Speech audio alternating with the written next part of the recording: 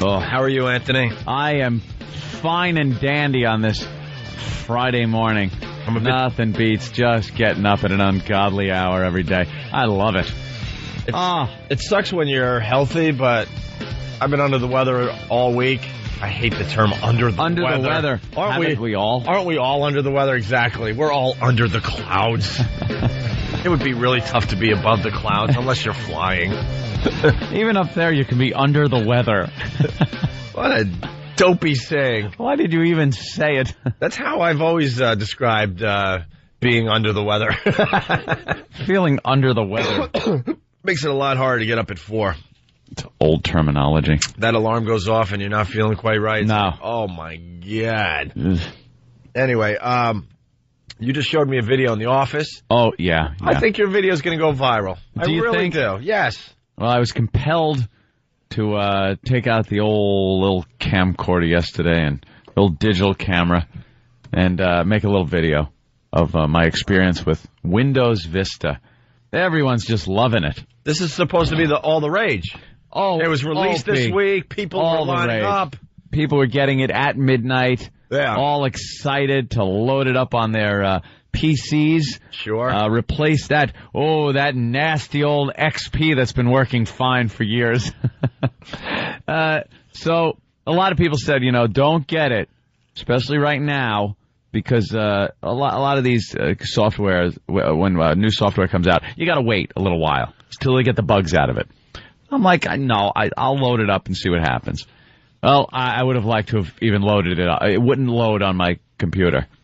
Wouldn't even load. The stupid operating system wouldn't even load. So I don't just go, disk no work. I kind of know about computers, so I tracked down all of the reasons why it didn't work. Because, they kind of give you these little codes and reasons, and after a while you can figure out what it is.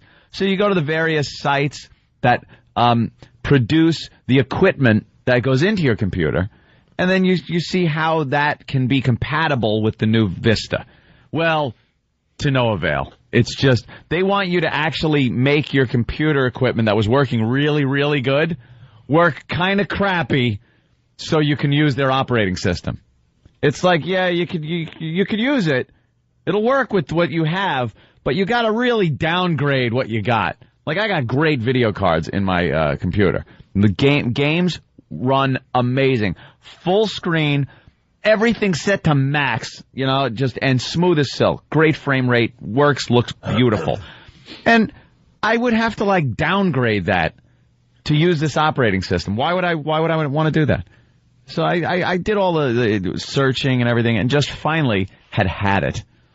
So how many hours did you spend trying to install this? A total of probably, within 2 days, probably 20 hours. 20 hours. Of sitting there. 2 days, which stopped. Yeah, within 2 days. Within 20 minutes. Oh, this thing is supposed to be, yeah. It's like, this could take an hour to load. So make some time for yourself. An hour. I'm disgusted. An hour would be like, come on. Yeah. You'd be there going, come on. Yeah. How about you go through 12 hours in one straight clip of trying to fix it, and then right at the end of when it's supposed to be loaded? That's what got me too. It wasn't I threw the disc in and all of a sudden something came up and said, hey, you can't use this.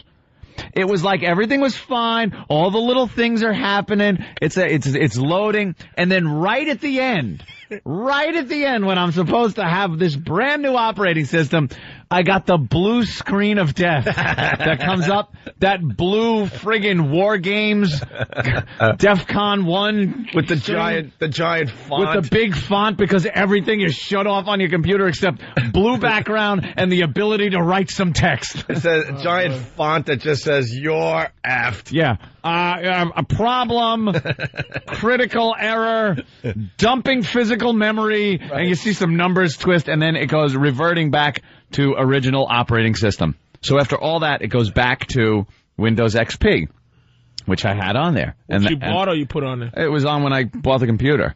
But it took that long to go back to what I had. So, like I said, I really tried everything. So when are the bugs going to be out? To no avail. Who knows? Now I'm reading about class action lawsuits against the company, Microsoft, and because of Vista. Yeah. Class action lawsuits. Yeah, because it's a bunch of people that just get together and sue because it's not compatible with all of their stuff. And it's not like my computer's like really new. It's not like it's some old, I can't load it on my old 486 from 1990. What's the problem here? You know, it's a new computer, new NVIDIA quad video cards. I mean, this thing is, set up for gaming. How much is the upgrade? Like $200 or something? Yeah, about that. Vista? Yeah. And over $3 for the whole thing. If you don't have, you want, it's just, so what's wrong with XP? Because why? Okay, why would I even There's try? nothing wrong with XP, but you got to just always move on to the next thing. That's just how we are. Offering you know what happens? Here's the reason I wanted to upgrade. Nothing more than I have a little tech talk, but I had 4 gigs of RAM in my machine. Whatever. Most people have like 1 these days. Excuse me? Yeah, but that's good enough for But I am now not working. Good enough for Anthony, though. XP only acknowledges 2, and I have 4 in there, and I wanted to acknowledge 4 because maybe not for Vista now. Acknowledge nothing. Nothing. It didn't even load, and it's for gaming. I just want it for gaming. Yeah, laugh. You can laugh. I won't even be upset. Point and laugh. I'm not upset in the 4 least. rams of Remy. Look to your right. The video's up on opieandanthony.com. OPIE. Yeah. And this so is I your put house right here? Yeah, that's a little view of where I do some of my business. And there he is shredding the Vista. Yeah, I showed people how to install Vista into not my computer. Ostracize people more by shredding a $300 program. Into my fellow's shredder. No, I think a lot of people are happy that Anthony did this because this video is popping up on some sites now and it's getting downloaded a lot at this because point. Everyone is pissed. Everyone is pissed and frustrated because this was supposed to be the big thing and ooh, that's a cross shredder too. We talked. We talked about this the other day. Sure. We talked about this the other day. Still my identity, will ya? That is a cross shredder. Thing's confetti. No, people are. I mean, people are pissed. Are pretty much with Anthony on this one. It's working with some people's computers. Some people say, "Hey, it's worked fine for me." But I think the people that it's working for have very basic computers. It's just they use it. Yeah, they use it for, email and stuff, and they're not, it's not like really high-end stuff for gaming. And NVIDIA, which puts out video cards, it's a huge name for video cards. It's not like Bob's video cards. Right. Microsoft doesn't recognize the drivers for it. And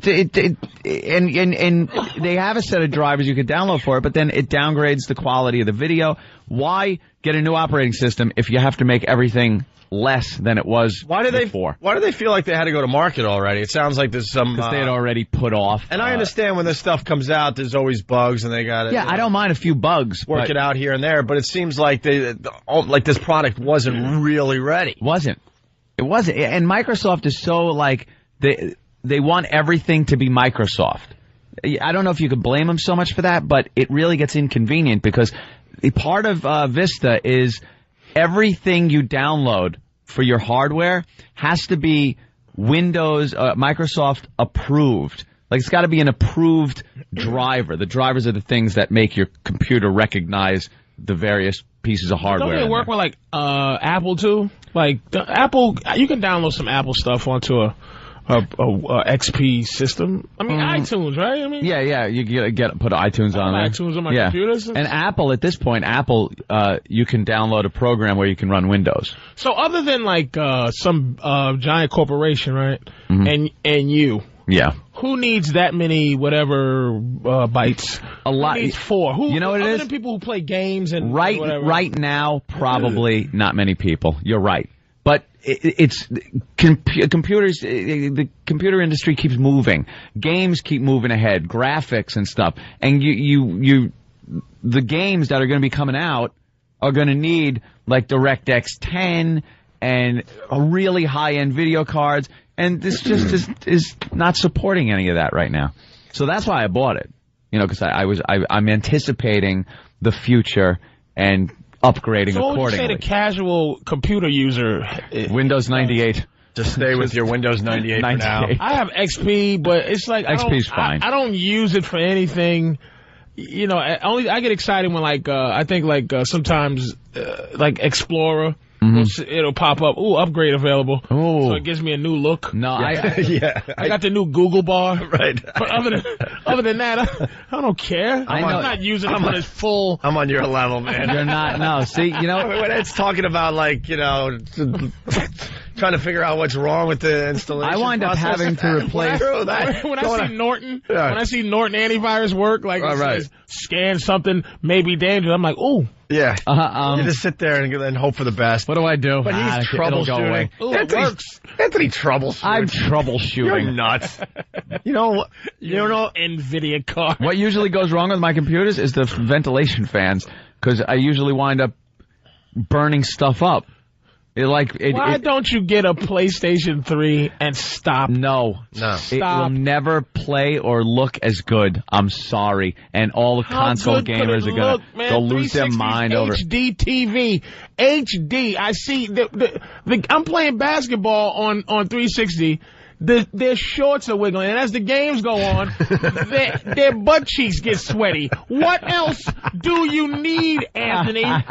Do you need somebody to come on out and actually touch you? I think the console games are catching up. The console. Come on, man. The consoles. I will always be a PC gamer. I don't like those little friggin' controllers. They're I not can't little. stand the goddamn controller.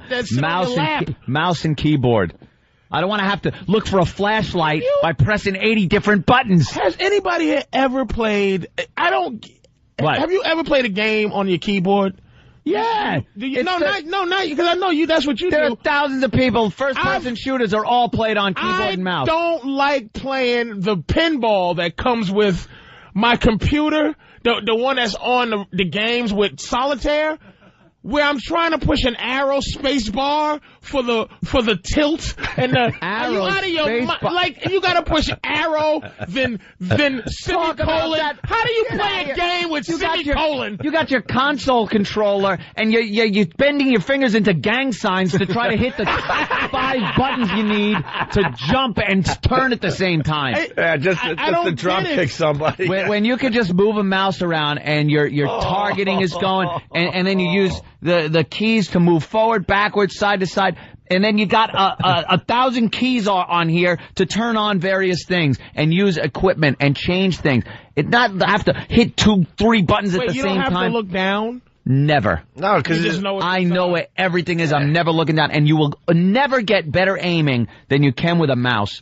Never. That gang sign. You can aim when you're doing first-person shooter. Hilarious. I've done first-person shooters with a controller.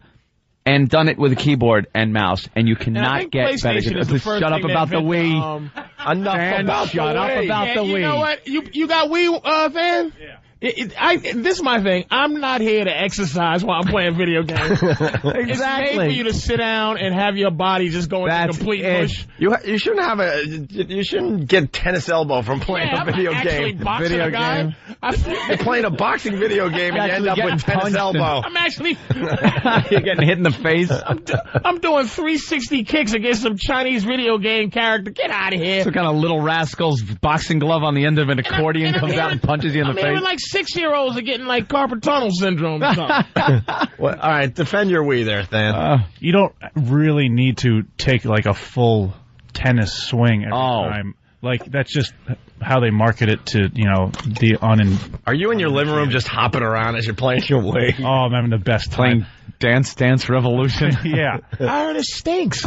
I enjoy it thoroughly. Dan loves his Wii. Don't try to talk down to him. Better shape, Dan? No, I work out. I actually exercise and I play video games too. You exercise, Dan? Yes, believe it or not. You ever see not. Dan's figure? You got a good figure? He's an animal. No, he's martial arts and all that crap. You do karate, Dan? Don't mess with Dan. Yeah. I wouldn't mess with him. What do you do?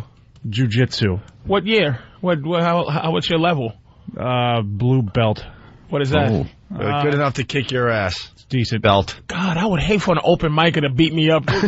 Well, keep opening your mouth, buddy. Oh, man. Oh, wow. How do I let a guy that just was an intern last week jujitsu me. I just stab myself. I'll just stab myself. I'll go, wait, fan, let me commit Harry Carey. If I have to watch Fan beat me up.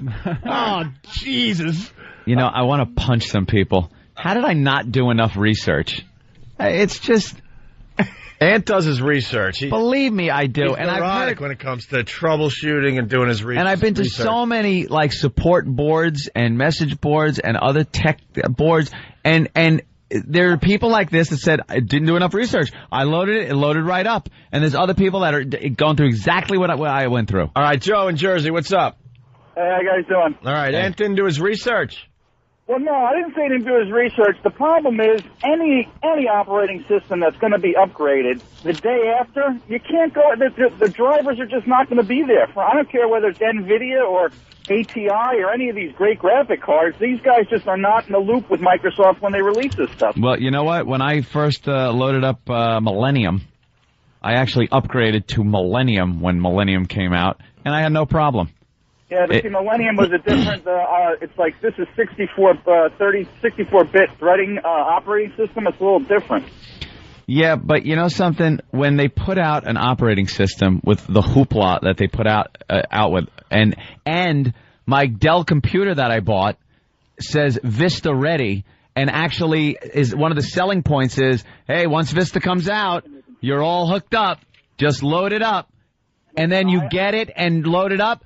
And nothing works? Where was Vista ready? All the NVIDIA cards on the boxes say Vista ready. I understand. Yeah. I just stay away from them. I wouldn't go near it. Stay away from it. Don't buy it, even though they're putting it out to all this hoopla. I'm saying it should work. This might as well be in French. I have no idea what's going on. All these guys who play games with the space bar. You make me sick. Hey, that gang sign thing is going to make people laugh all week. Next time you pick up your console, you're going to think of Anthony's, I got to do a gang sign. And it was PlayStation that, you didn't have gang signs for a minute. Now you gotta. There are buttons on the front now. It's the left button. And clicking you got to do things. I don't want to push that many things. I'm a PlayStation guy. I got arthritis in my index fingers for that dumb console. It's ridiculous, the controller, and you will never when you aim. It's retarded to do that. When you aim with a mouse, look at your friggin' pointer on your computer, and you move your mouse. It's very fluid. You can put it anywhere you want in a second. It's the same thing with aiming in a game. You're using your mouse. When you have to use that goddamn controller, you're not getting the subtleties of moving that you're aiming around. And that's why usually they have the easy aim, where if you get near the guy, the targeting reticle goes on him and locks on it. Okay. Dude, have you played... But that's the same thing as your mouse. You have a little dot that goes right over the guy with your mouse. But it doesn't lock in on him when I get close to him. Have you Grand Theft Auto? I gotta stay on him. Vice City Stories for the PSP. Yeah. When you're using the freaking sniper rifle, you can't line that thing up. It'll drive you nuts. It's very hard. See, enough. But of with you a guys mouse, with your, with a mouse, it's a lot easier. Yeah. Forget the realistic. You know, when you play these war games, and the guy, you have the sniper rifle, and the guys.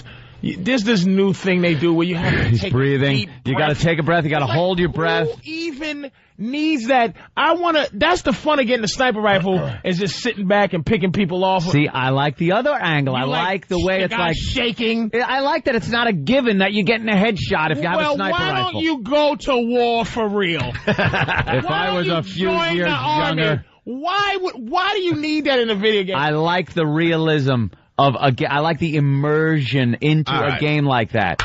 And cut. It's wonderful. Geek talk. It's not geek talk, it's game talk. It's geek talk. Opie, a couple of people play more than that goddamn little friggin' handheld Tetris game that you play. What? Opie, 10 years behind in gaming. What? PSP is for little children. What? Opie, I hate to let you in on this. What? A lot of people game and do more than play that new Tetris with buttery beats.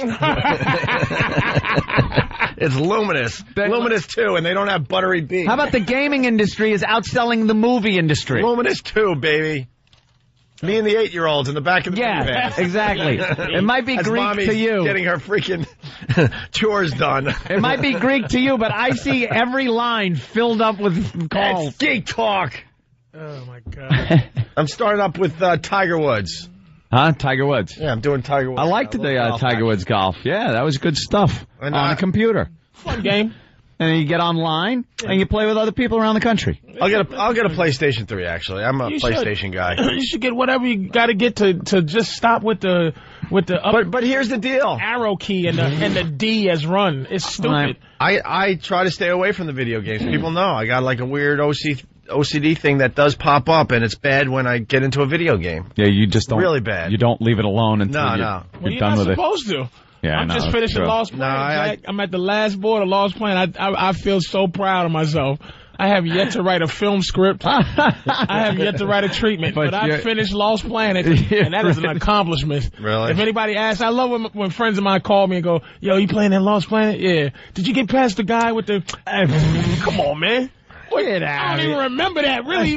Describe what he did. Oh, a couple of fireballs, and then he kidnapped your mother. All right, look. What you do, right? We all do. You push the negotiation bar. Negotiation.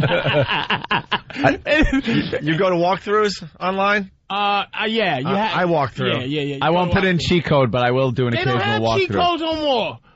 They stopped giving you cheat codes. Oh, you can't go XXOXX left, right. Oh. They don't do it. They don't do it anymore. I just got cheat codes for PSP Vice City Stories, Grand Theft Auto. Yeah, after no one plays it anymore. Like it's over. I love the walkthroughs because then it turns to Brian Regan like, oh, I see what's going on. Oh, how did I miss that? Right. How did I miss that doorway? That door was not here. And you go through it. It's so good when I'll use all the tools of the trade to try to finish levels. I've walked around a level aimlessly for hours, and then finally you go, wait a minute, this vent was here the whole time? Right. And you will go through and go, ooh, this is a new space. I better save. Save game. You and your dumb computer. Thank you, Abel, by the way, from Harlem. No buttery beats, only stroll around the world. That's right. Stroll around the world. Oh, my God. Luminous 2. Oh, you just... It's not a game. That's considered, some type of potato chip. It's a game because it ends quickly. I need games that end quickly. Luminous. I need games where there has to be 20 fans cooling my computer off while the game is running. That's just retarded. That's the kind of game I want to play. The lights in Anthony's neighborhood dim when he starts playing video games. I just hear my computer go, it sounds like a 767 revving up for takeoff. Screen? Right now I got the 30-inch widescreen. You playing a 30-inch on your computer? Oh, yeah. It's beautiful. All right. So nice. Enough about the gig talk. Why, Luminous? 5 inches away from it and burn my eyeballs out. I'll tell you why, because I feel stupid. What's your secrets to beating Miss Pac-Man? Loser. Yeah, right? Well, of course. Hey, I used to love my Miss Pac-Man back in the day.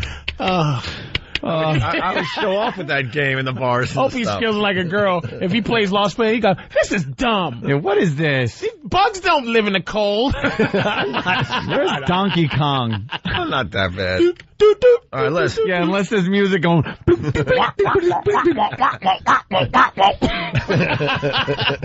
on, let's. He really is. Let's move on. No, we did. There's a million people calling, dude. You should play. Yeah, I love that game. I love that. We did 25 minutes. Can I just say one thing though? I don't have a.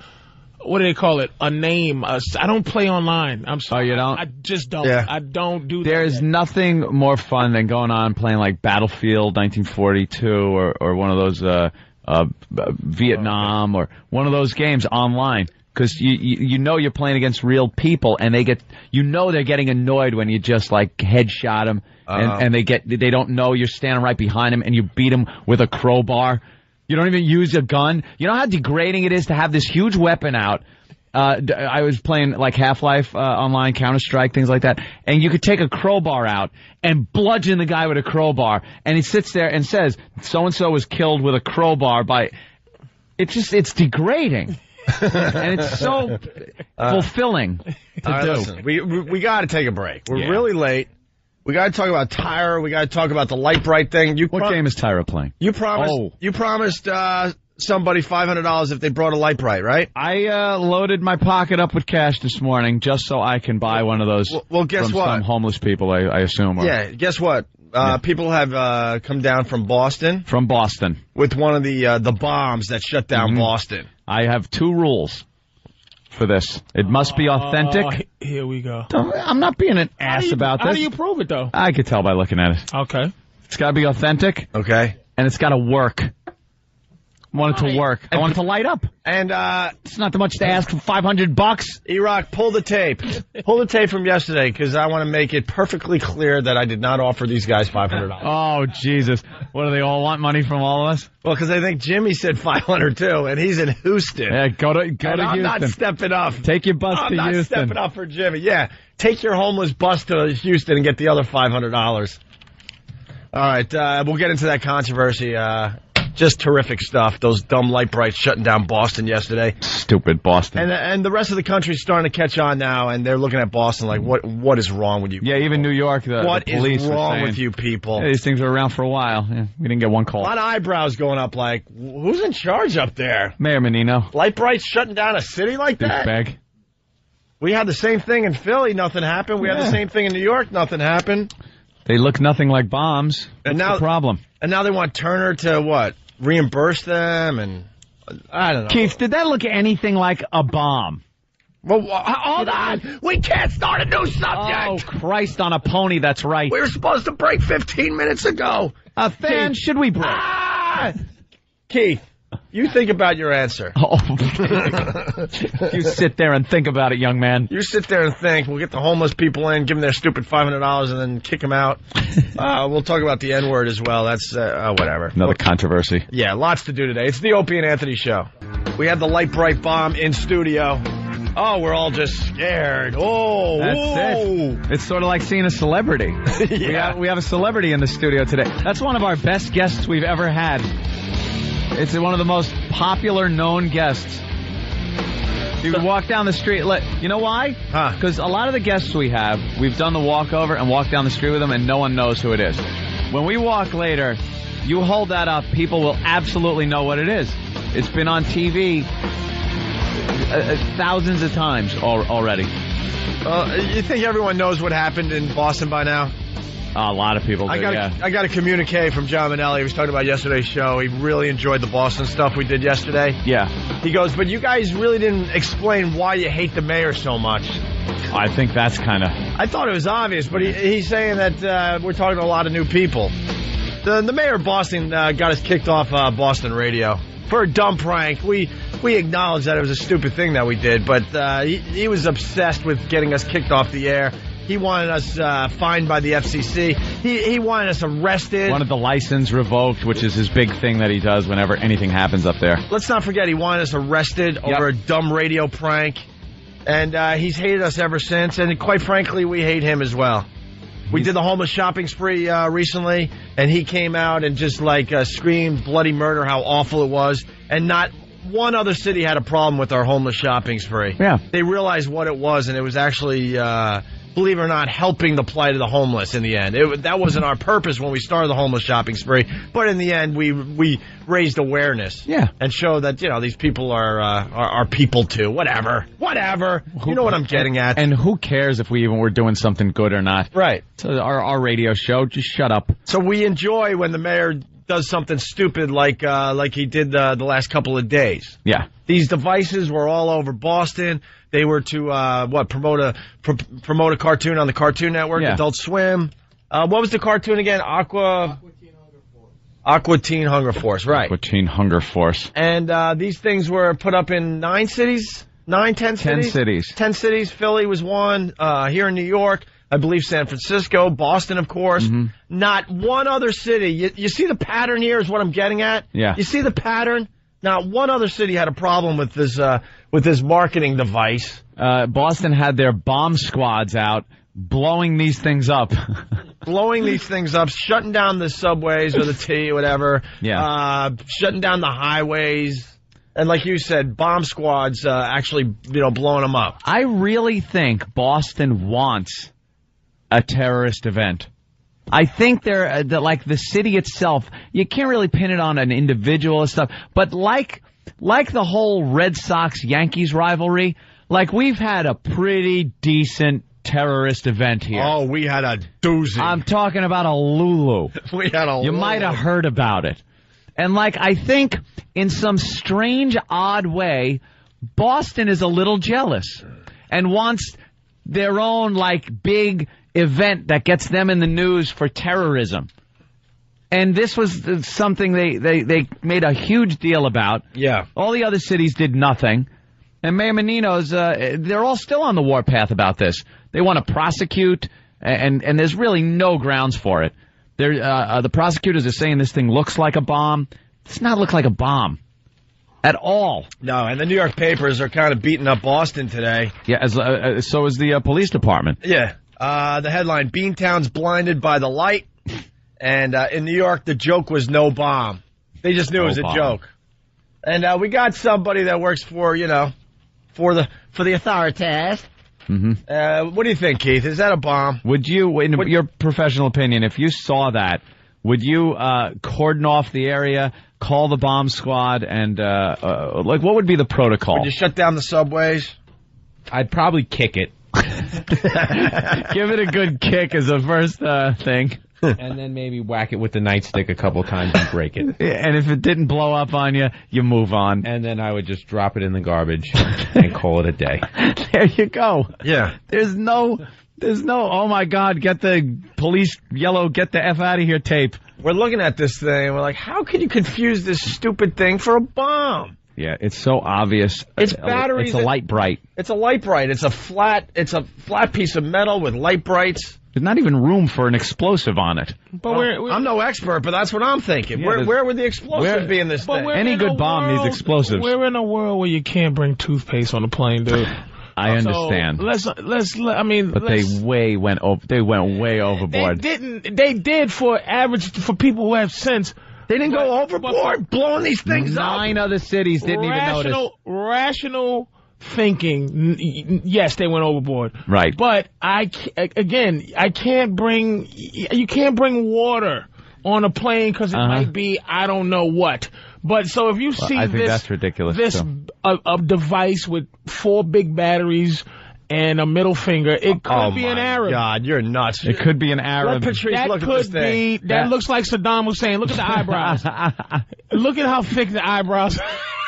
You hold this thing. Get him to make it work. That could be. You hold this thing and then tell me that this could be confused for a bomb. And it's a middle finger. Look at the middle finger. It could be like USA. Hey, here to you, USA. Batteries. I bet you it's improvised. It could be an improvised explosive device if you're retarded. Thank you. Right, if you're retarded. Thank you. Thank you. I can't. If you were living in Gotham City, that would be a massive scare. A Batman weapon. That's a Batman. That's the Joker's weapon right there. We live in a city where people will just look at an empty box that says puppies. Yeah, you know what I mean? true. So I'm a paranoid dude. If I saw this, I wouldn't touch it. It's just like it's 4 batteries. I wouldn't touch it because What is it supposed to be? If I don't know that this I don't even know I don't even know what side Patrice is on. Wait a minute. Where are you? I'm saying to you. You're weaving. You're bobbing here. What are you saying? What I'm saying is this. It doesn't look like maybe it's the Boston in me. Oh, see? Boy. Listen. You are a Boston gentleman. What I'm saying is, look, even the Boston people yesterday were calling us saying how ridiculous. If I walk by this in the street, if you walk by it in the street, it's a bunch of lights with 4 big batteries on it. Would you, if you didn't notice, what is this supposed to be? What is it doing? It's getting ready to light up. It's lighting up. The thing is cheap, by the way. You have to wait for the thing to warm up. Let me see. All right, but what is it supposed to be, Opie? I'm saying if you didn't know it was supposed to be for the Cartoon Network, what is it? It looks like a neon sign. It looks like a logo. If it's all around, it's all around the city. If it's all around the city, this hung up everywhere. Dude, we're not stupid in the year 2007. When you see this type of thing all over the city, you're thinking, all right, this is some kind of promotional campaign. Honestly, I don't know the cartoon. So what I would say this is a logo for some kind of new product they're pushing. That's would be my first thought.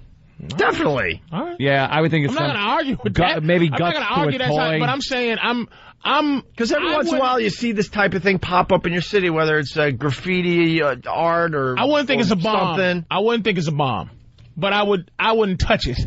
I wouldn't know what it was supposed to be. But it's not your lit up, job. for God's sake. Like if it's your job to protect the city, you would look at something like this and go, oh, okay, I know what this is immediately. Right. You're not supposed to know, Patrice. I get that part. Right. But they went way beyond. They looked at these things and went into panic mode, and then they pretty much called in the SWAT team. They were blowing. There's video of them blowing these up all over the streets of Boston. Let me ask you a question. Is there anybody out there, right, listening? Or Keith, is there any way you can create... Let's stop the hysteria right now.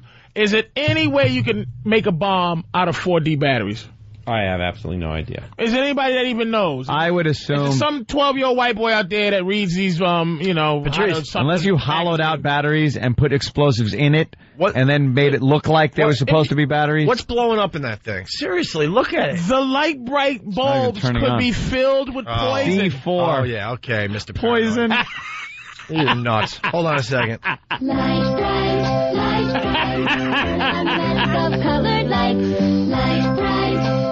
That's how dangerous this is.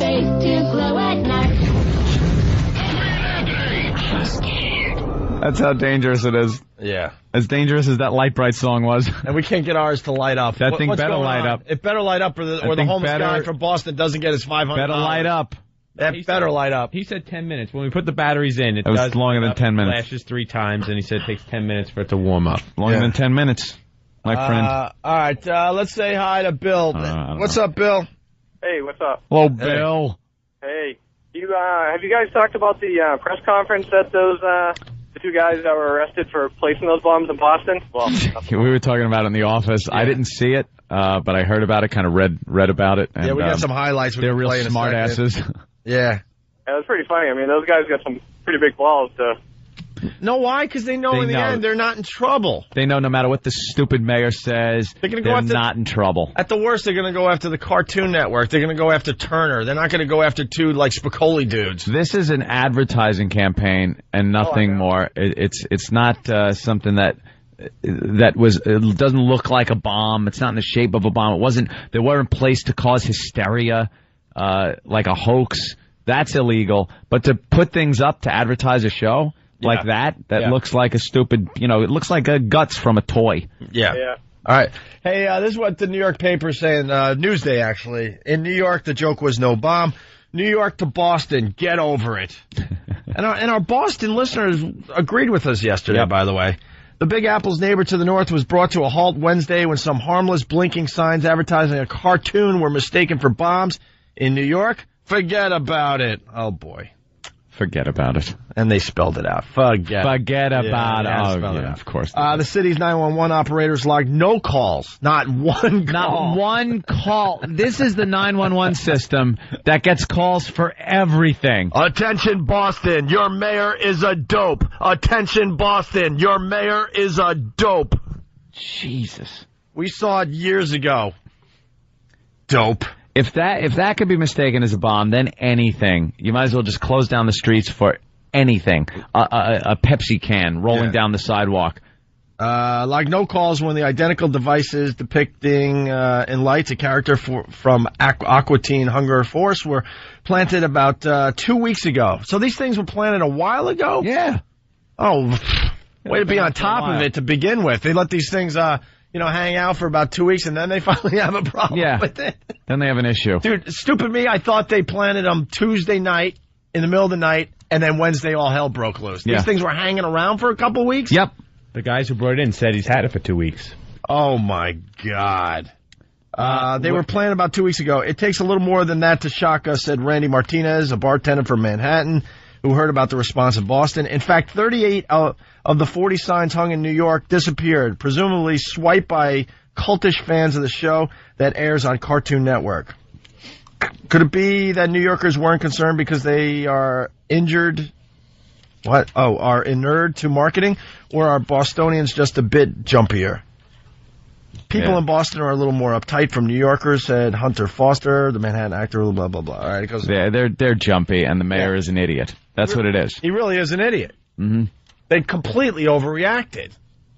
Yeah, why can't someone like Patrice see that? And starting today, you watch. I'm playing devil's advocate, man. Of course you are. You can kiss my ass all of a sudden. Devil's advocate? I didn't even know where you stood on the thing. You were over here, then you're over there. So what? I'm over here now. Well, I was just trying to follow you. Over here and over there. I'm just a regular guy. Yeah. I'm just saying, I'm looking at an unknown light bright device hanging around. I don't know. I'm just trying to follow what you're trying to say, that's all. I'm not going to think it's a bomb, but I'm saying I can understand how they panicked because they make us leave our deodorant. I can't take deodorant on the plane, so I understand why they're tripping out. I just understand it. I don't understand when it's only one city once again. You know what? And you watch, the mayor starting today is gonna be hanging way low. He's gonna go into hiding for a little while. He knows he got embarrassed by this one. I look like an idiot. You certainly do. I'm a buffoon. All right, those are the Aqua Teen Hunger Force signs. They're wow, the price has really dropped. Yeah, the price yesterday, it was $3,000 for one of these devices.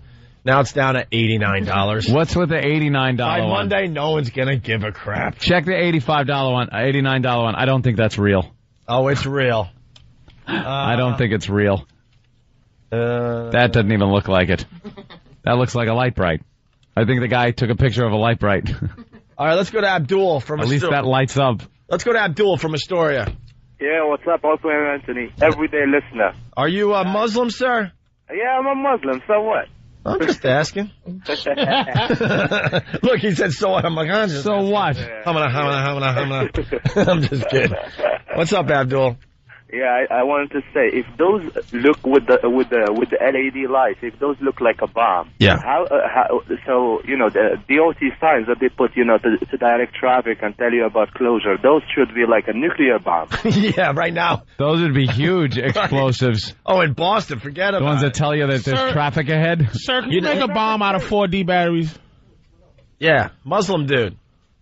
Oh, it lit up. There it is. Oh, my God, it's going to explode. How'd you get it to light up, Keith? I'm going to put on a bomb. I'm going to put lights on it and tell them, hey, I'm here. All right. Thank you, Abdul. All right. You switched the batteries around? By the way, congratulations. The first Muslim to ever talk to us on the Opie and Anthony. Yeah, Hey, we got through it. It was nice. Now we're friends. Now we're friends with all. Friends with the Muslim people. Look, doesn't that look like... Wow, look at that. Oh, that's dangerous looking. That looks like that's a neon... a bomb. That looks like a neon sign. It looks like a new, don't walk sign that you might have on the... and it's flipping the bird. Sidewalk, on the corner or whatever. It's flipping the bird. Oh, it just went out. It just went out again. What does it just turn on and off at will? All right. We're going to take a break. Geek Talk got us all backed up, so we're taking a break. We got some audio, some highlights from the press conference they had in Boston yesterday. Mm-hmm. And Anthony will pay the homeless dude from Boston $500. Yeah, sure. For bringing the light bright bomb down to us today. It lit up. Yes. Oh, man, I want to play this again. What happened? What happened? What happened? All right. We go to break with this. Why don't you... Hey, could you try to load Vista on it? Son of a bitch. Yeah, it would be easier. All right, let's say hi to Sonny. Sonny, what's up? Hey, what's happening? Hey, listen, I have to kind of agree with the mayor of Boston and how he handled this, even though I really think that he's a stupid idiot. All right, give us your side, sir, from Boston. Okay. Sir, it's Sonny Farrelly. I know, I play poker online with the guy. Huge listener of the show. Go ahead, Sonny. All right, listen. Awful on the air, but he's a good listener. On the daylight, let me get my point across. All right. Good luck. In the daylight, from 20 feet away, all right, what do these devices kind of look like a bomb? No. Maybe if you're 3. I swear to you, have you ever, I think everybody in their life at some point has busted open a toy.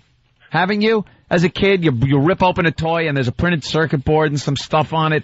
That's what it looks like. It looks like a broken toy more than a bomb. What about to the 80-year-old ladies that need to use these simple cell phones that are afraid of technology, though? Screw the 80-year-olds. You know what? You check it out. This world isn't for them. It wasn't like all of a sudden... Move on, sister. It wasn't like all of a sudden they got 20 calls about bombs around the neighborhood. They got one, they looked at it, and instead of assessing what it was, they panicked. And freaked out and started blowing these things up. Sonny, honestly, it looks like a logo for some new product because I don't know the cartoon. That's what I would think that when I saw it. They assessed what the situation was after the first one. But by the time they got to the second one and third one, they had to keep taking these precautions because they didn't know the backstory of it. They didn't know that this was an advertising campaign. Sonny, it is even more obvious now that we have one of these in the studio. This thing is so innocent. I mean, where's the bomb? What part of this thing is the bomb? You got the battery, the classic movie red wire, blue wire, and no explosives. I'm an engineer myself, and I know that these things look like a simple toy. Where's the bundle of dynamite on the back? Yeah, but to the normal human being from 20, 25 feet away on a bridge, right, that's passing by in an automobile. Sonny, you know I love Boston, but on this one, you guys are just wrong. You're just wrong. I support you guys full-heartedly, and I've had debates about this with other people, and I'm kind of swaying this way now. And I don't believe me. I really want to rip the mayor on this one, but. All right, Sonny. All right, you go. Feel good about yourself. All right, you. Hang up and go get scared over kids' toys. Go hide under the bed, Sonny. The Mario Brothers are coming. Watch out. Mario Brothers. Hey guys, test post this. They got a doozy for you guys. You better watch out. Yeah, it does. It looks like Inky from Pac-Man. Someone should walk around Boston in a gorilla suit and a bunch of barrels. Yeah. Oh no, Donkey Kong's after us. Did you hear? Hey, so the press conference was yesterday, and these guys that they arrested, just making a mockery of the whole thing. A mockery, which I love, man. I love, because the press these days wants everyone to be so serious about everything. If they have a story that they deem serious and you goof on it, you should be yelled at by the press. What are you... how dare you? I don't think you're taking this seriously. We're the news. We're the news, for the love of God. Ignore the fact that we're at a Hooters today dancing doing and a conga line and eating chicken wings. We're the news. That CW11 morning show here in New York has got to be the worst thing. At this point, they should have their news license revoked. Can comedy shows revoke news licenses? So is the news asking for people's licenses to be revoked. People on the news. We turned around. Mayors. We turned around. We saw a conga line and someone eating chicken wings. Chicken wings. It's, of course, the Super Bowl Sunday, so that's the best they could do. Yeah. All right, anyway, here's the dudes on TV over here. A real news program. Got the dreadlock guy. Yeah. And his pal. And his dude. And his sidekick. It's just some filthy white boy. Why are you laughing, Keith? What did I miss? Laughing at what they're... Look at the Rasta guy. Poking him with sticks and stuff. That guy smoked some pot in his day, huh? You know how filthy you got to be to grow white dreadlocks? you can't wash for years. Oh, yeah, and he's got long dreadlocks. Yeah. That guy has not bathed for years, man. It takes 3 extra years for white people to get black people's stuff. Look at me. He's all laughing. They got a Massachusetts statey dragging him in, and he's just laughing as he's handcuffed. I'm going to say that this is what I'm saying. I just like what this dude said just now.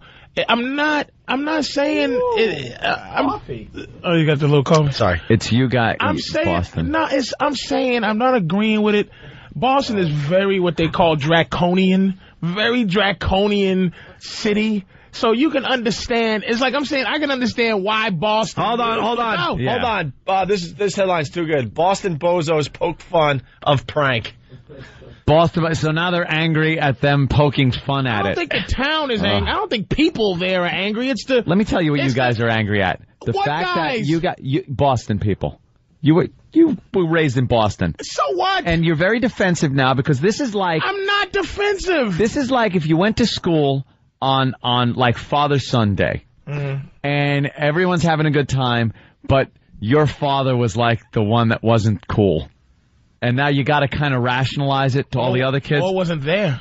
Sadly enough.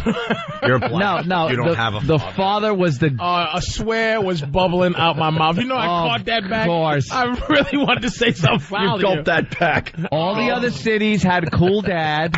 All the other cities were cool dad. New York, Philly, these happen all over. In Seattle, they all cool dad. Boston was stupid, geeky, dorky dad.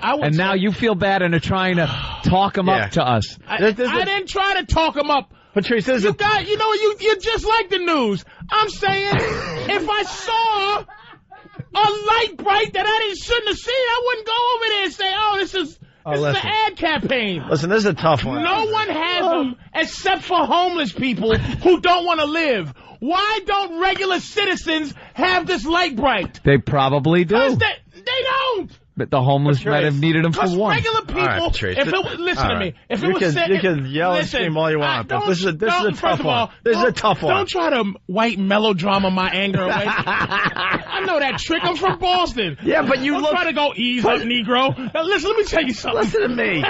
If it was around New York City, I know Keith. You see how long it took Keith to go what he would do? Because he's trying to figure out a little funny thing to say. If you saw a light bright device all over the city, Keith, there has to be protocol. You don't just go, "What is this crap?" So protocol to blow them up? Not really, but protocol might not be and shut to down just kick the light bright. It's to say, why is there a glowing light? He was obviously making a joke, but the reality is this thing doesn't look this... I swear to you. This thing doesn't look... I know, Keith. He's not joking. He would poke it. I'm saying, due to what's going on now, I'm not saying I agree with it. I'm saying the device, I'm not surprised. The device. All right, listen. The device. There's a device. The device. All right, listen. We got to get to the audio of the press conference. Yeah, let's do that. You've made your point. It hasn't turned back on. I'm amazed that you are taking the other side of this. Oh, I'm not. I'm amazed. I'm amazed you're spinning it. Maybe you got to cover the sensor and pull the battery and put it back in. How do you understand? Reboot. Look at this thing, Patrice. Look, it's Leave not the sensor covered. It's not our job to figure out if that's a bomb or not. But I'm thinking that the people that should know would look at this and laugh and go, "Oh, okay, well, this is silly." I don't know. They blew them up, Patrice. They were blowing these things up. We can't bring orange juice on a plane, Opie, because of people. Do you know anybody that knows how to blow people up with orange juice? So why? No, but you can't bring it on the plane. All right, so I think it's stupid, but I understand the stupidity of it, of why they... Why not the other cities? Why not the other cities going into a panic? 9 other cities, not one of them even reacted. 1 out of 9, Patrice. I don't know. 1 out of 9. Are you saying Boston is dumber than who? Who's the other 9 cities?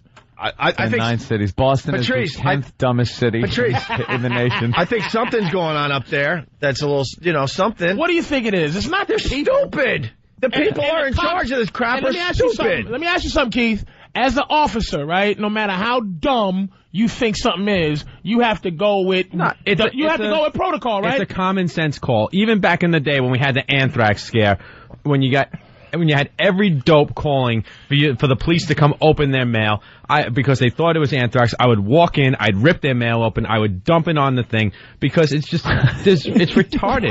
There's things out here. I had a lady call us one time with the anthrax thing, not to get off on a whole tangent. She freaked out. We went in there. She's like, "Holy shit, there's powder." Or holy something or other. Holy crap, there's powder. Or holy crap. Holy crap, there's this powder on the thing. Right. My partner walked over to it. He looked at the table. He licked his finger. He put his finger on it, picked it up, and put it in his mouth. It was cheese. Now, she brought a pizza box that she had cheese on top of her mail. But I'm talking about, I'm not talking about you using your call. I'm talking about if Bloomberg or whoever is making the call, if the deputy is saying, "Look, fellas, there's some things all around New York City with lighting up. We think it's light bright, but you ought to treat it like a bomb." Are you allowed, as an officer who gets an order, not to treat it like a bomb if you're told to? If we get called for a suspicious package and we show up, there is a certain protocol where you're going to assess the scene first. You're going to say, "Hey, does it look like it?" And then you're going to make a call. If I think it's a suspicious package, then I'm going to call in the bomb squad. But if I look at that, it's my judgment to say yes or no. The entire stadies were out looking at the light bright bombs, and they were told to treat the light bright bombs like that. That's what I'm saying. Who's that guy? That's what I was saying. Who's that guy? I'm not saying the police are goofy. I'm not saying the people are... Wait. Somebody is goofy, Patrice. And you had to follow the rules. Patrice, I agree with you as far as that part goes, but who's the guy that looked at this stupid thing and decided this is a major threat to the city of Boston? This is not a Boston When thing. it comes to that point... It's a public official thing. That's what I'm saying. That's why we're blaming the mayor. All right, fair enough. Blame the mayor because that's why we had Patrice. Hold on. Fault. That's why we went all the way to the top, and we're calling the mayor dumb, and whoever these people are below him that are making these decisions. But yes, this is where we agree. When the stadies up there, whatever, yes, they did the right thing because they were told this is what we have to do. We have decided. I agree with that much. Right. But somebody overreacted. But how did it get to that point is what I'm asking today. And Boston should ask that. And after one of them, you would think they would stop running around the city blowing these things up. Would say, okay. Or at least one of these guys go and call his superiors and say, hey, dude, this is obviously nothing. Don't worry about it. This is a marketing thing. It's so obvious. We took it apart. There's nothing here. Right. All right. So we agreed. I agree. I don't see. I'm not calling all the stadies running around doing their job stupid. I'm amazed that it got to that point. That's all. You can see somebody detached from life. I'm saying, with the way the world is now, I can see why they did that. I can just see it. It's stupid, but I'm saying I can see it just by, this world is as such where there's no more common sense. Years ago, it never would have come to that. Those things around New York would have had the same thing happen, dude. They were around New York. Just hanging around. They were just hanging around. In post 9/11, I've still gone and kicked the box. All over. No, these things were hanging all over New York, too. These things were in 10 cities. That's what we're trying to tell you. Like, every other city didn't overreact. They didn't get one 911 call. Yeah. Not one. Not one? And they get 911 calls. Not one. They get 911 calls for anything. Not one. I don't want to say Boston is dumb like that. Boston is stupid. New York, San Francisco. All the major cities. Philly. I don't have the whole list Every in front of major me. city in the country. No one in country. Philly reported a bomb? No one in Philly. You kidding me? Damn it. Philly. It was just Boston. And not only did they blew these things up. No, Philly. This hurts. Philly was hoping they were still playing football so they could throw it at someone's head. Oh, is the groundhog coming out? Oh, no. Oh, they're showing Gobbler's Knob. Oh, is that okay? What do you say, Al? Al, are we allowed to say Gobbler's Knob? Gobbler's Knob. As long as they don't say Knob Gobbler. Okay, Al, hit the jump button. What do you say, Al? What do you say, Al? I'm hoping this year is the year we see the headshot. Yeah, someone with a sniper rifle. All right, now we can't play the press conference audio with the dude. We gotta wait now. Of it. Now we gotta wait. Wow. So do you change your opinion now that you know that this happened in 10 cities? 10 major cities. Okay, it hurts a little. And only Boston So decided. I don't want to blame the people of Boston. We have to find one person to blame. I don't blame the people. I don't blame the stadies doing what they were told to do. But someone, one of the higher officials made a stupid call. He made a stupid call. That person is retarded. He made a stupid call. I'm with you on that one. Jesus, we could have saved 15 minutes. I'm just, and you we almost came to blows. You know what? You're like Sean Hannity. You just. Why am I like Sean Hannity? You look nice on his show. Did I look good? Yeah, you're funny. Yeah, too. you did all right. Definitely. I'm saying. All dressed up nice for Sean. What's wrong with you? What a sellout I am. Why don't you just shut up? You come in here with a pink Panther T-shirt, but for Sean Hannity, you dressed the part. You think I didn't notice? No or respect. Were you kidding? With my boxer trunks and dirty socks. You come in here with a Portland Trail Blazers like warm-up suit and a pink Panther T-shirt and a Cleveland Cavaliers freaking hat. I can't figure it out because I'm not the right color, but you go on Sean Hannity all dressed nice like a white boy. Dressed like a good boy. Yeah. Oh, just a good old Negro. We all doing saw the right thing for the news. But I'm saying... We did let you slide, by the way. For that Pink Panther shirt? Yeah, that was Monday, right? With the sparkles? Oh, I don't know why we didn't go there. Pink Panther shirt. Because he could get away with wearing anything. Yeah, I guess that. If I wore it, oh boy. Or if Norton came in wearing that one day. Y'all did let me go, man. Yeah. I deserved a pound How for the that. hell did you get away with not 1 minute of abuse? Yep. Patrice walked in obviously, he had a black T-shirt with a pink, sparkly Pink Panther on the front. It costs more than a suit jacket. That shirt is something you see like when you're watching the shift change at a strip club and the new stripper walks in the front door. That's something she's wearing. With a hat over her eyes, no one recognizes as she walks to the back. I really did. And you have to stay for another beer, and you didn't want to, but the new stripper's here, and you got to check her out. Because they're going to recognize the stripper by looking at her in the face. I had that one on. It was 2 of them. It was an Iron Man with the same sparkles. Yeah. But that cost $600. That T-shirt? Mine I had on. Mine was like $120. Wow.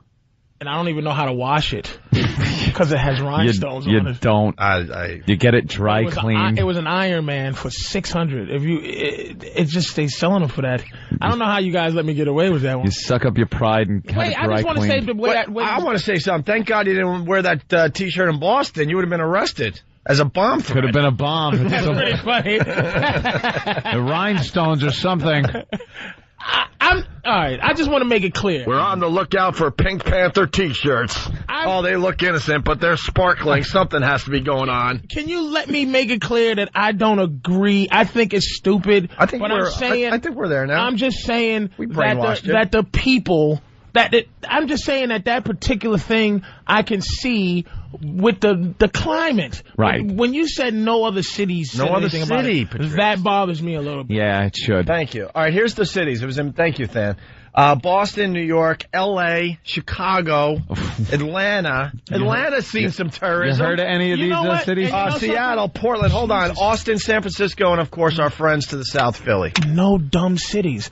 See, this is bad because Boston is considered one of the more intellectual towns, one of the more major cities. Now, when you hear San Francisco, L.A., you go, okay. New York, okay. Look. But there's not one. I thought it might have been a Cleveland in there. All over, just major cities. Or Little Rock, Arkansas, nothing. San Francisco, maybe. I don't even, they don't even believe in that. No. That's where Arabs go for asylum. I blew up a building, come to San Francisco. We got press conference audio from these dudes making a mockery. We also have the guys that brought in our light bright bomb. You're going to give them 500. Is it working yet? That goddamn thing, it lights up sometimes when it feels like it. It's very temperamental. It's like your Vista. Another thing that's not going to work. It needs new drivers. And if we don't play the Tyra clip from yesterday, then we have to. We're just not doing our jobs. There's the groundhog. Did he? Oh, what happened? Did he see a shadow? Oh, the prognosticator of prognosticators. Headshot. Take it. Take the shot. Take the shot. Is he going to talk to him? Gobbler. There he goes. Look at this setup. Well, so what's do they have to hold him up like that?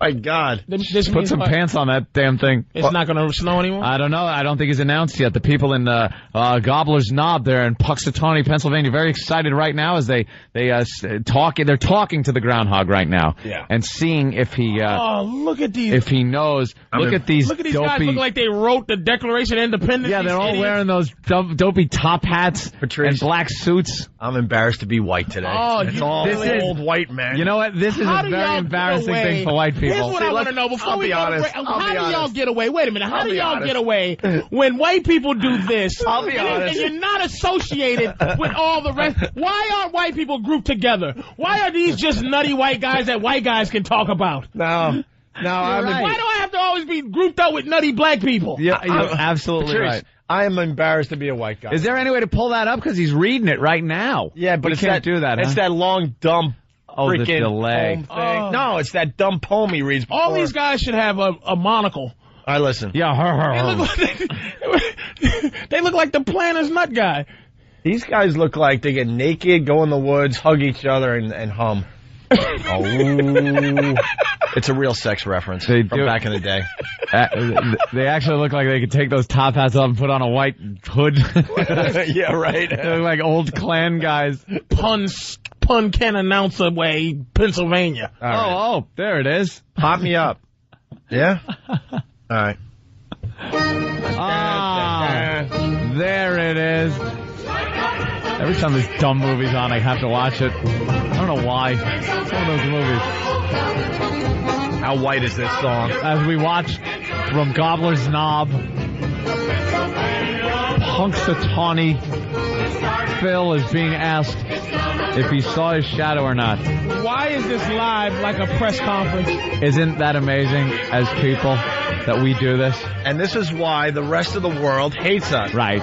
We're talking to a rat. We have to start pointing out why the rest of the world hates us. Here you go. Here's Groundhog Day. Yeah. There's a war going on. They're spending 10 minutes on this. It's live on every news channel. Not just in 10 minutes. And this is a real event. Yeah. Oh, yeah. These guys rented tuxedos and top hats. You know, you can't even buy a top hat no more. I think it's Where did they get them? It's illegal. They had to specially order. They had to go to tophat.com and order these hats 2 weeks ago. You know they dry clean these things, and they're all excited the night before they lay out their clothes. Yeah. All right. It's gonna be great. We're gonna find out what the groundhog said after the break. We got another. What is it? 6 weeks of winter. Patrice, we good? Hasn't it been 6 weeks more of winter? What? Like every time? Yeah. For the past million years. They're gonna have to say 6 weeks more of winter because winter just started. Yeah. We good, Patrice? You got it. Early spring, ladies and gentlemen. I'm just making sure me and Patrice are good. Oh, why? It was getting intense there. It's getting a little racial. Yeah. Not racial. No, I wasn't ready to. Very detached from my anger. I wasn't anywhere near. My anger's using moment the to N moment. word. God. So yeah, watch your mouth. Yeah, that watch that. You don't care. He does. N-word. In certain context. No. What does N-word mean anyway? I don't know. All right, listen. Well, they're still trying to ban the N-word. They tried this in New York yesterday. There was a big meeting.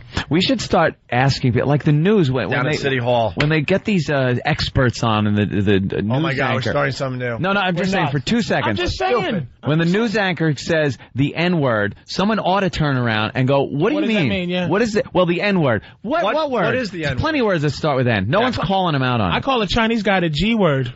See? And we all know what that is. Huh? I'm thinking about it in my head. All right. I call the Jewish guy, Can you get in trouble? The K-word? Oh. Is that dangerous? I don't know. Is it? I don't know. What letter is the most dangerous? Well, that knows. Oh, my God. Now you can't even say the F word. And the F word doesn't even mean the F word anymore. Nope. It means another F word. If you went up... All right, listen, let's go to break, C-word. Oh. What? Wow. What? Caucasian. Dirty C. Caucasian? How dare you? Just made it innocent. I just made it so non-threatening. No big deal. Of course. It's Opie and Anthony. It's the Opie and Anthony Show. You're checking out the Opie and Anthony Show, getting right back into the action. That's great. What is this from, Newsday? Yeah. Yeah, they got a little cartoon. And it says Homeland Security Boston. Looks to be like... Who is that? Is that supposed to be Menino, maybe? They don't know what he looks like. Some politician guy. I don't know. But he's holding a Cartoon Network terror scare paper. And he says that we've questioned Quick Draw McGraw and detained the Smurfs. They are bashing Boston. Jeez. I want to thank Eddie from Long Island for bringing that to our attention. Overkill. All right. Overkill. Let's get into the audio. So they arrested guys, and they did a little press conference. These two guys that actually put up the light brights all over Boston. Smart asses. Yeah. They ought to be hung up by their Buster Browns. So all the news people there thinking they're going to get a really good soundbite for the 10 o'clock news, and they get this. What we really want to talk about today, it's kind of important to some people. It's kind of important to some people. It's haircuts in the 70s. Yeah, we really want to discuss the style of them. We feel it's really important because we think it's been a big inspiration on how people live their lives today, and how they're going to live their lives in the future, and how they're going to look at the past. Well, hold on a second. For example, Afro, I think, comes kind of from the 70s. But then again, there's other styles, like the greased up hair, when they actually use grease. And I'm not totally sure where that comes from. Whether or not it's from the 20s or from it's definitely not from the 60s, I don't think. Well, the 60s sort of. We're taking this very seriously. Yeah, please don't interrupt. Please don't interrupt. These guys are classic, I love these guys. Stupid newswoman. Please take this seriously. Take this seriously. Hey, we are. Don't interrupt. Why don't you look at your own news program and see how serious you really are? Yeah, what segment were they airing when you were there talking to these guys? Was it the conga line at Hooters? Or was it the basketball playing parrot? Yeah, exactly. Yuck. Or the alligator playing golf. Stupid news. Please take this seriously. Please take this seriously. And the guy goes, we are. We are. We're talking about hairstyles throughout the decades. The 60s sort of had the mod hairstyle, which I believe evolved into the sort of greaseback look of the 70s. But Peter, what you're saying is maybe it came more from the 20s? Yeah, I really think it came from the 20s. It sounds to us like you are. They're doing some dumb college radio show in front of the world yesterday. Sounds like the Than and Sam show. Yeah, we should get them for $202. Get those guys. Razzle dazzle hairstyles. I really think it came from the 20s. It sounds to us like you are taking this seriously. Well, another news reporter. It sounds to us. I love this. Like you aren't taking this seriously. Does it? I'm a newsman. I can tell, it might get past some people, but I can tell. I don't think you're taking this seriously. This pompous news jack-off. Shut up. It might get past the others, but not us. Yeah, I could see you're being sarcastic with this. And we blame all news people, not just the Boston ones, so. Oh, yeah, the news is just the news. We hate the news in general. Here in New York, we got a few snowflakes. What? What happened? I'm just saying it's on now. It's on the CNN, yeah. We got a few snowflakes on Long Island here in New York City. Yep. Whatever on Long Island. The local news sent out all their weather babes, and they're just standing, and it's flurries, and they're doing reports on the snow and pointing at the ground to show how much snow has fallen, which amounts to a dusting. From 50 miles away from the city. Yeah. Where it's snowing out in, Montauk. Yeah, they had to go find snow to try to make it a big deal in the news today. So shut up with you're not taking it seriously. You're not taking this seriously. Yeah, and neither should, the mayor. Most news programs should be on the Cartoon Network. No? That was bad.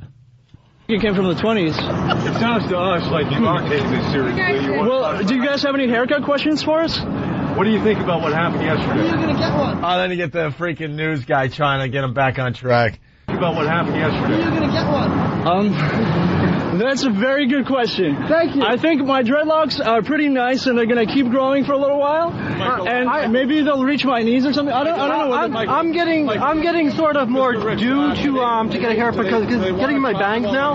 Yeah. I've advised them not to talk about what happened. I love the lawyer steps in. I've advised them not to talk about who's this lawyer? That sounds like another cartoon character. They're all from the Cartoon Network. They're all the voice guys from the Cartoon Network. What voice was that? I don't know, but he sounded like this. It's who? Martian? Oh dear, oh my. It was Marvin the Martian. My space modulator. That is him, yes it is. They've stolen my modulators. Where's the kaboom?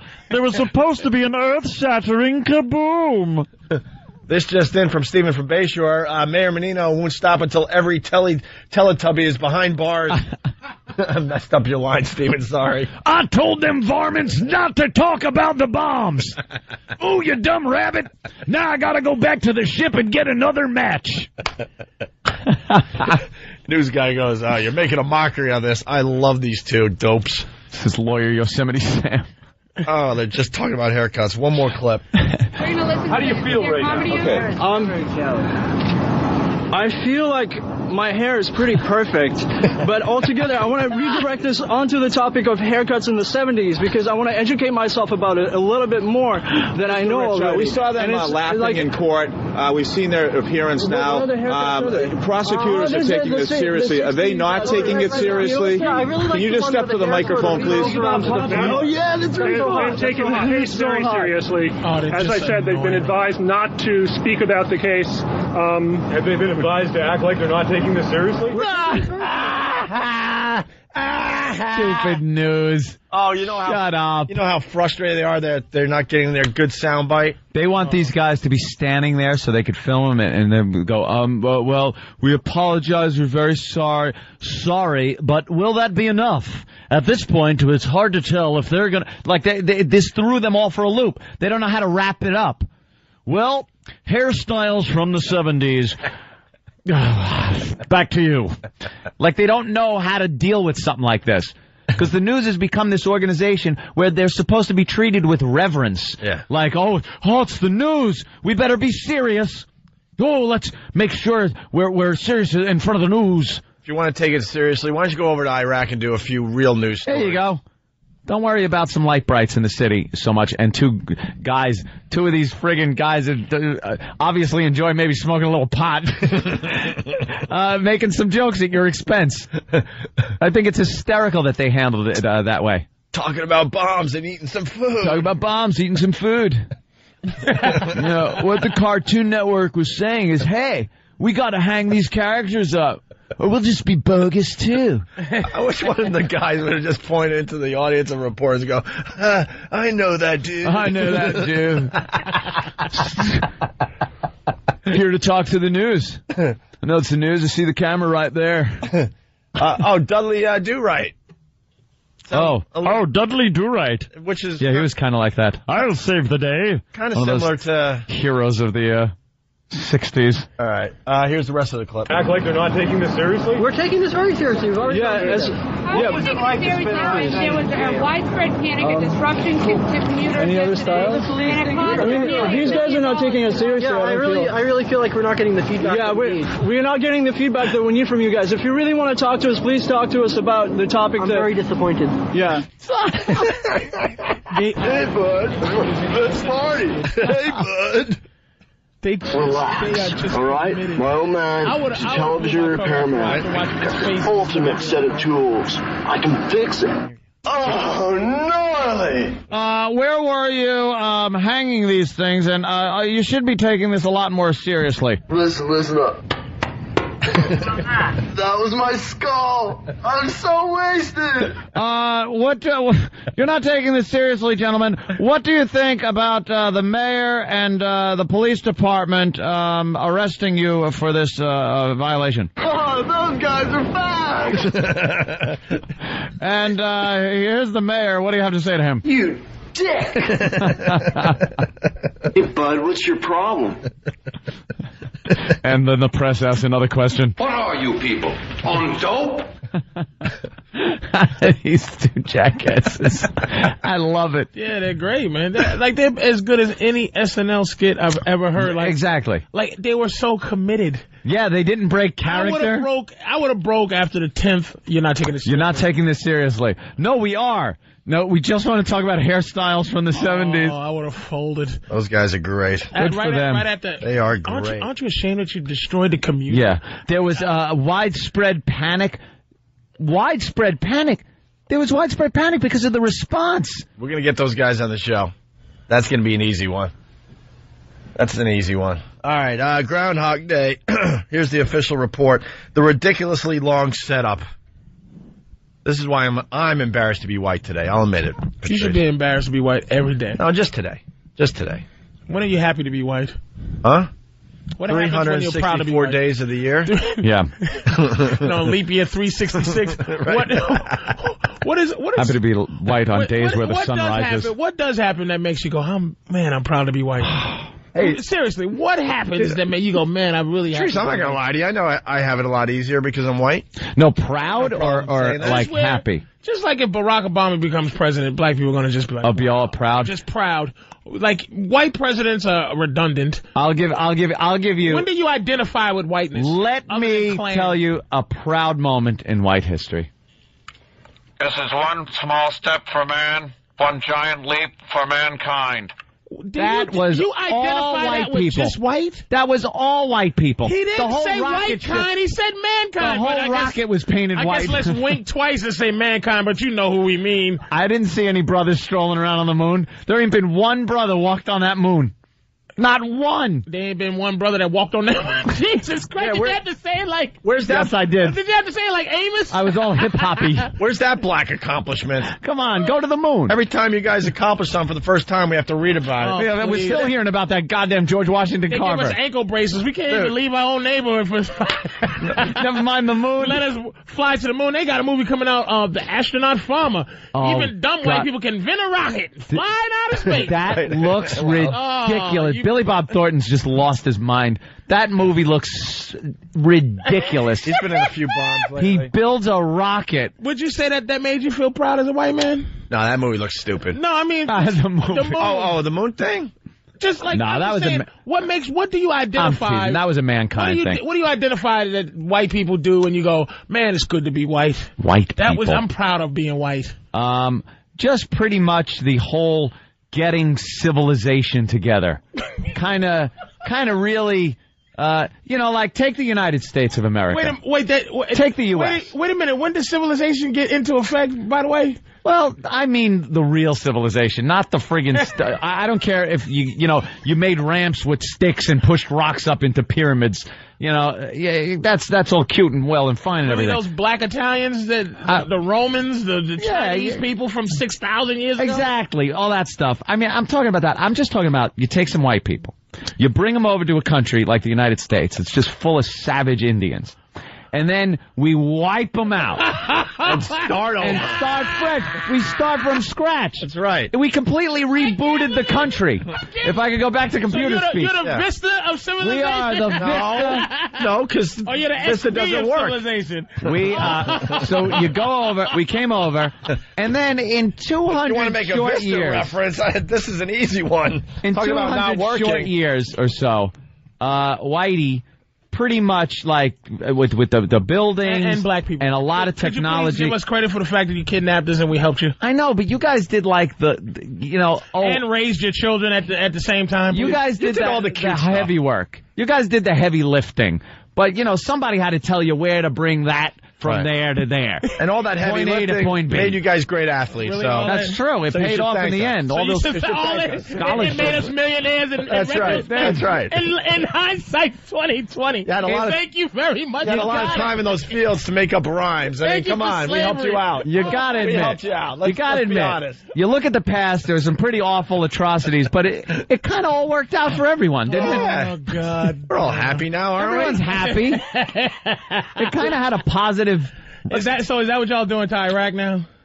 Yeah, in like 200 years, that place is going to be great. Just wipe it out of those savages. Wipe it out. Start over. Let's get to the groundhog thing. Reboot. Ridiculously long setup. Here it is. Here it is. Jesus.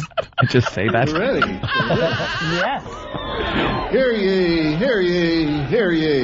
Oh, hear On ye. this Groundhog Day, February the 2nd, 2000. Didn't they retire hear ye? Should hear ye, that should be the H word. You shouldn't be allowed to say hear ye. Oh, my goodness. February the 2nd, 2007. A large throng of faithful followers of Phil have gathered here on Gobbler's Knob, Punxsutawney, Pennsylvania, to await the appearance of Punxsutawney Phil, Seer of Seers, the King of Groundhogs, Lord High Potentate of all Marmota Monarchs, and Weejack Extraordinaire, Weather Prognosticator without peer or fear. At 7:28 a.m., Groundhog President William Cooper tapped 3 times on the burrow entrance, alerting Phil to the fact that his vast world of fans was eager for him to appear and make his prognostication. My God. Graciously, Phil made a grand exit from his burrow and greeted his new friend and handler, Benedict Hughes. Ben, who was delighted to see him. It's not about you, douchebag. I'm related to that guy. Quickly held him high so he could greet the cheering speech should come with 4 score. Then handed him to John Griffiths, his other handler. They should have feather pens. Delighted. John, after an affectionate welcome. People are yelling out like it's the Stones on stage. From high atop his lofty abode, he viewed his adoring fans and signaled them a happy Groundhog Day. Oh, my. Wow. All right, Boring. Absolutely. Well, this sucks. It certainly does. This is what we found out today. He then turned to President Bill and engaged him in some friendly banter in groundhogese about Punxsutawney weather. The exchange concluded with Phil selecting the scroll, which reads, El Nino has caused high winds, heavy snow, ice, and freezing temperatures in the west. Groundhog said this. Here in the east, with much mild winter weather, we have been blessed. Global warming has caused a great debate. Mild winter makes it seem just great. He rhymes. On this Groundhog Day, we think of one thing. Will we have winter or will we have spring? On Gobbler's Knob, I see no shadow today. I predict early spring is on the way. Ah. Spring is on the way? Penny party! Yeah, penny party. Penny party for everybody. Oh, God, it's just steeped in tradition, isn't it? Oof.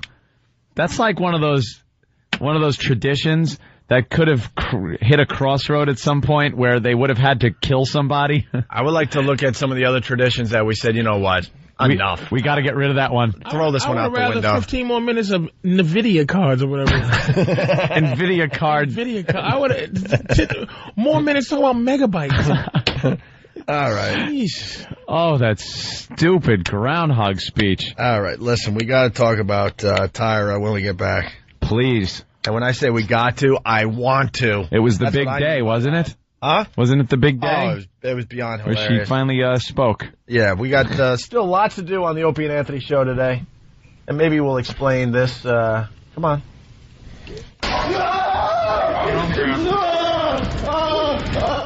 Does that need explanation? That sound is getting very familiar. That's the latest taser clip. He was going, All right, it's the Opie and Anthony show. Hit it. Dude. I think birthday gift. You just ruined it. I think you just blew his Valentine's. I think it was supposed to be a surprise. No, it wasn't a surprise. You said she asked you for it. Wait, will you get on mic? What happened? She was hinting at it, so I was going to get it for her. She didn't know I was going to get it for her, but she does now. Good. Oh, don't try to make me feel guilty, you sentimental sissy. So Patrice is really disturbed that E-Rock would get a 360 for Valentine's Day, and he said that's a Christmas gift. That's a Christmas gift. You don't get him a Valentine's Day? What happened to flowers? What happened to roses? Or something that in the shape of a heart. A couple of chocolates. A box of Brax chocolate. Out of your mind? Brax. You go to CVS and pick up some Brax chocolate. What is this? At a stationery store. Good God, stationery store at the last minute. Right. So we asked. Did I mess up the surprise? So what?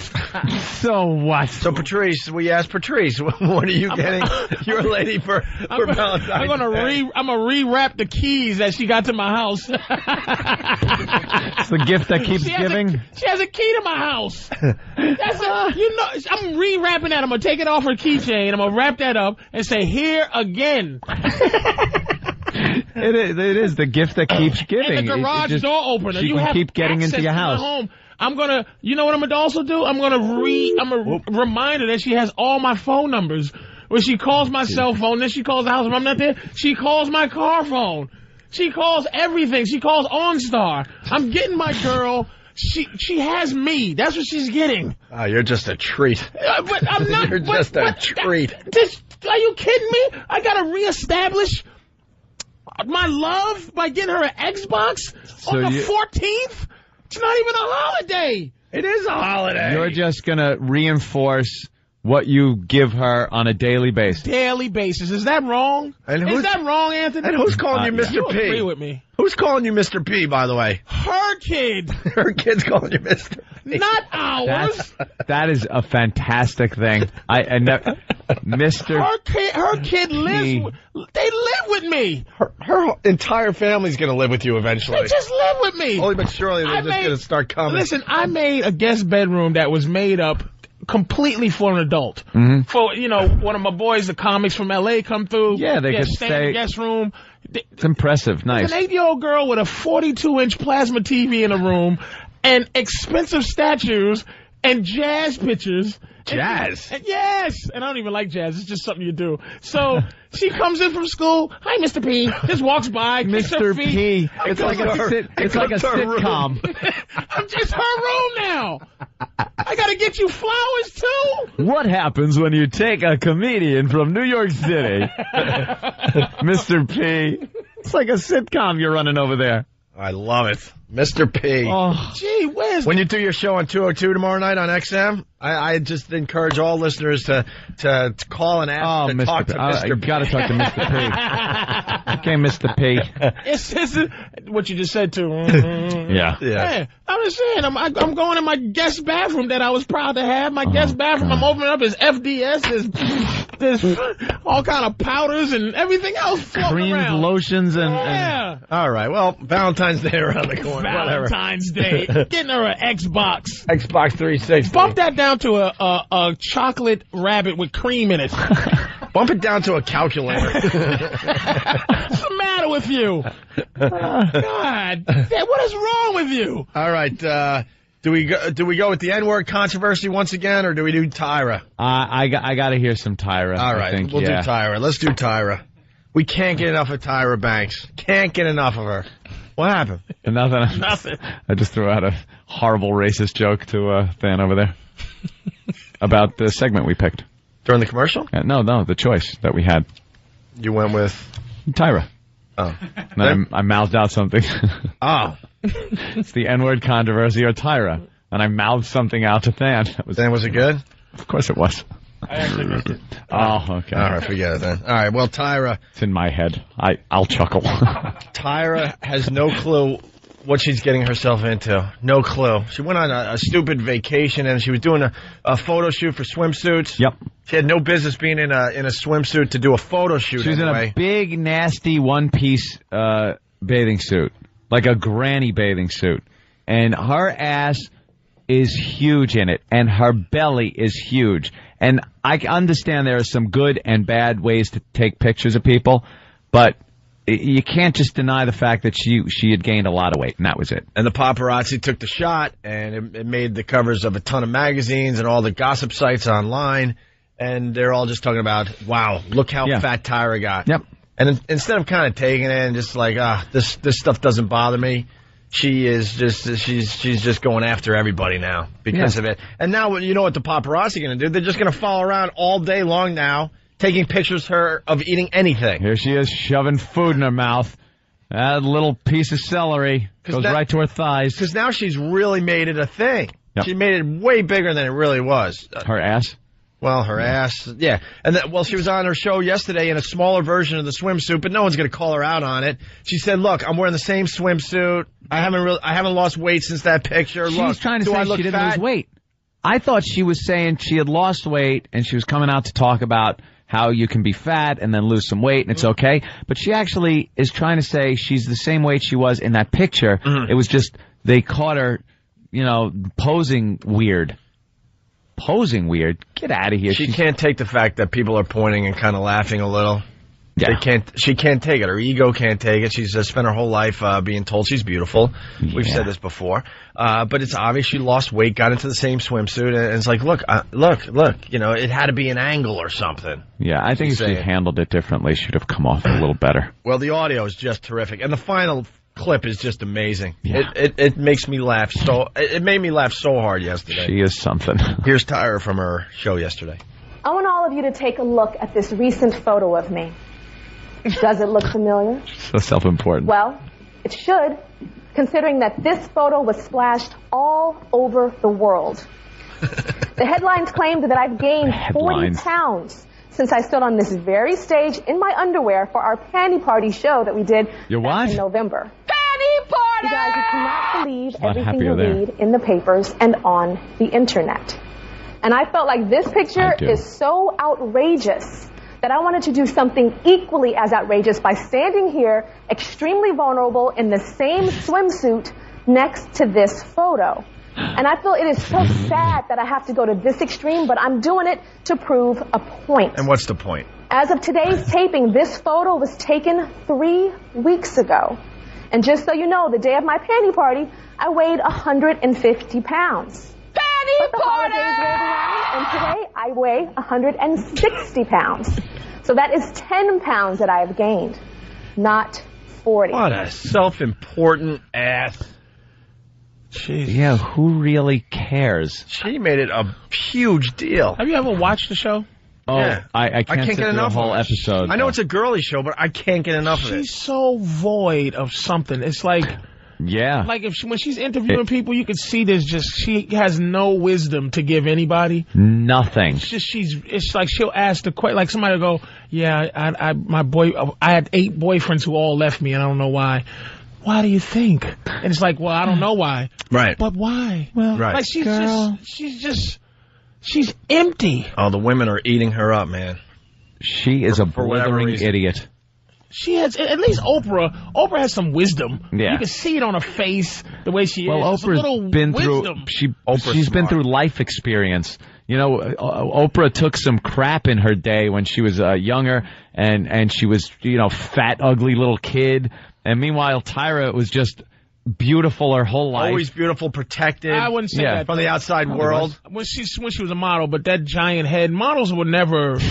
It is a huge forehead. Yeah, I mean, she was teased when she was a kid. The rest of the package makes up for that giant head, though. But right, I mean, right now she's a soldier. You know what I mean? But I mean, then she had trouble. But Oprah, but you see, if you watch her face, it's just no.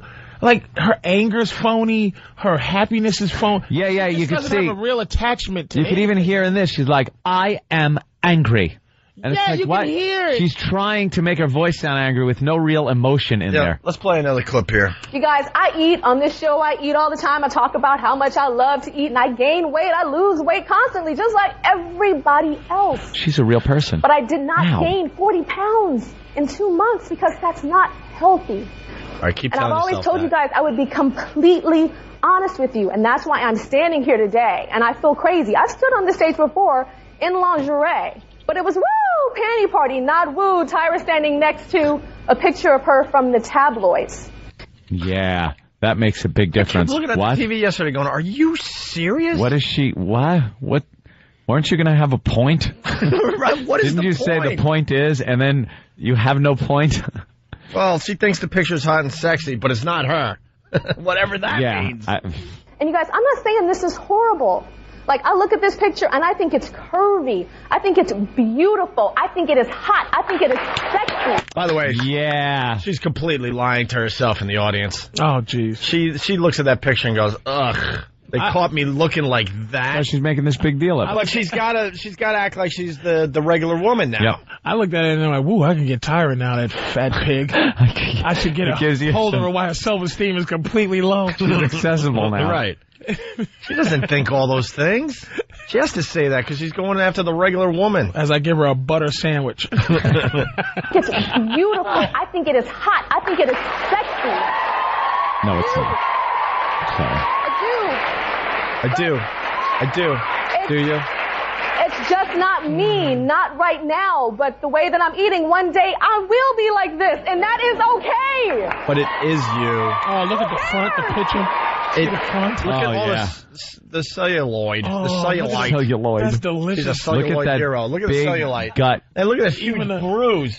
Even the front even the package has a little meat coming out. Oh, of it. she is just delicious.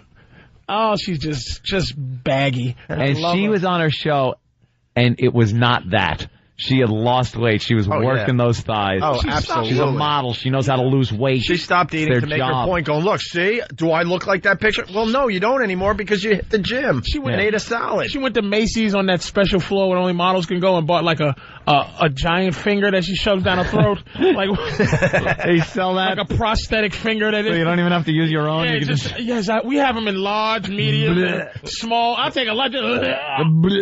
Just lettuce sandwiches. She just gained unhealthy weight and then had an operation. She lost it, then had an operation to pull the skin back. I think she looks delicious as a fat broad, though. She's about 5'10". I think she looks sexy, man. That ass is too big. Oh, man. You like a little junk in the trunk. She was the ass is too big. So let's take a look at some of the other photos that were snapped that very same day, because I was actually doing a swimsuit photo. By the way, she showed these other photos, and she looked just as awful in all of them, but she's trying to say, look, see, they obviously did some with this picture is what she was hinting at, because look at the rest of these pictures. I don't look that bad. And I'm sitting there on my couch going, no, you do look bad for what we know from you from the past. She looks bad, but I swear to you, it didn't look like it was taken the same day as that other picture. The big fat picture. Yeah, I don't know. Is she just lying? Are they different pictures from a different shoot? How does she look on the show? Still chubby. She looked okay. Even though she lost a few pounds. Still chubby. She looked really hot when she did her panty party. Panty party! Ridiculous. And then something happened. She was in a robe. Out. She opened up the robe and she had like a lingerie on and looked great. I heard that the CW whatever said we're gonna cancel your if you don't lose weight. Lose some weight. Yeah, I heard they were saying she was getting fat. This is what I heard. She's messing with her weight all the time because she went on a crash diet to look hot for her panty party. For her panty party. And then the panty party show was over and she started gaining the weight back. She was That's hungry. what happened. And then they caught her on vacation looking like the real Tyra when she's not crash dieting to look hot on her show. She was eating her panties. That very same day, because I was actually doing a swimsuit photo shoot in Australia. And this is the raw film from that photo shoot, which means that none of these photos were retouched or altered in any way. No retouching, not at all. So this is me in the same swimsuit. And I actually like this picture. I think it's sexy. I feel like it's flattering, but I know that people in the industry would say, or even some people looking at a magazine would be like, oh my God, Tyra's thighs look a little big. Yeah. You know, so they might retouch that picture. All right, I want to look at some other pictures that were taken the same day, the exact same day. She's doing evidence. What is her? Who is she talking to? Yeah, exactly. What's the point? What is her this passionate plea for what? Yeah. Can I say it wasn't me? I'm raising my hand. She's trying to convince herself. She doesn't care about the audience or anyone else. That you are listening to her inner thoughts. She's trying to convince herself. She having a nervous breakdown right there. Yeah, that she doesn't look that bad. She ain't talking to anyone. She's talking to herself and the inner voice. Same day, the exact same day, but in a different swimsuit. Look at my stomach. Get a close-up of that. Get a close-up of the stomach. It's hanging over a little, couple of dimples, you know. But look at the cellulite, y'all. There's 1, 2, 3, 4, 5, 6, 7, 8, 9, 10 dimples in my booty. That's my body. That's my body unretouched. So there you go. Ugh. That is me. Ugh. What is she talking about? Why is she even... Why is she doing this? You know, it's so funny how different we are.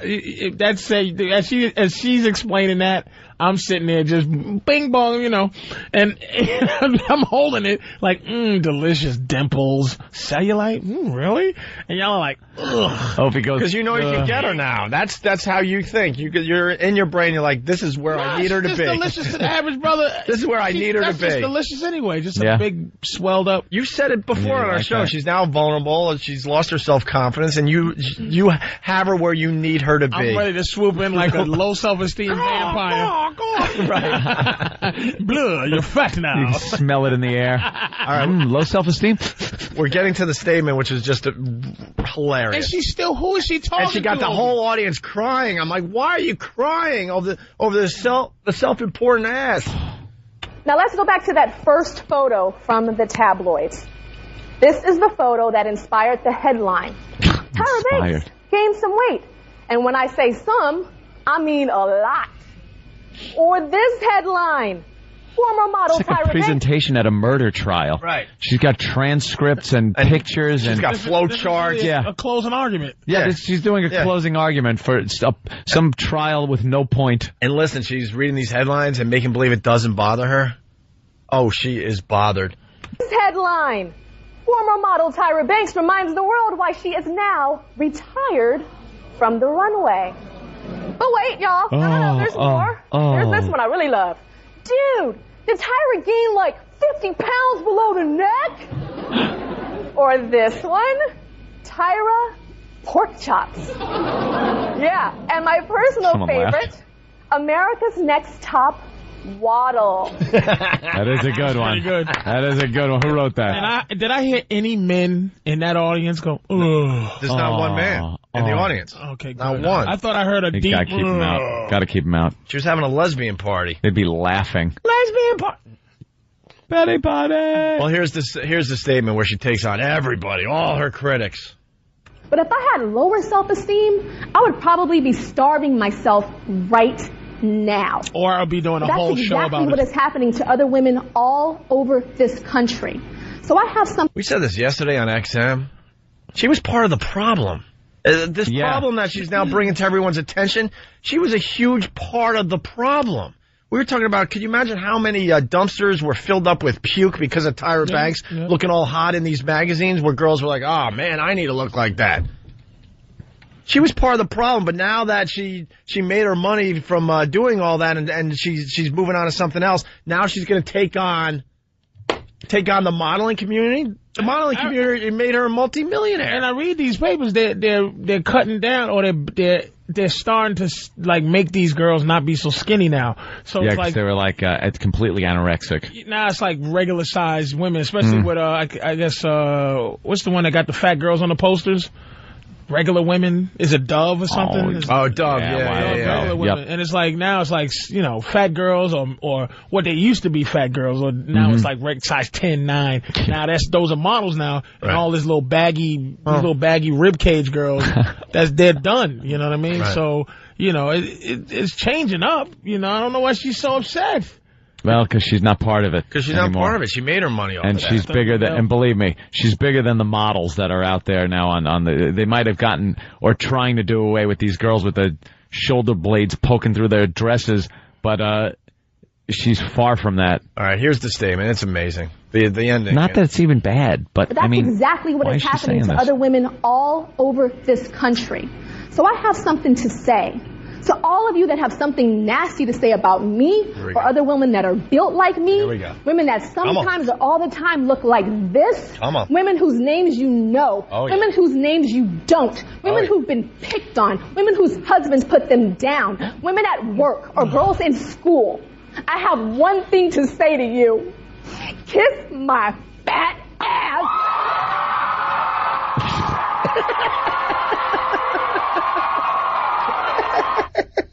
You gotta be kidding me. So then they give her a standing ovation, and then they pan the crowd, and there's women in the audience crying They're over there. crying. They're mouthing, "You go, Tyra." This is so my dream in this business. Before I get out of it, I want to destroy this women power fun nonsense. Kiss my fat ass.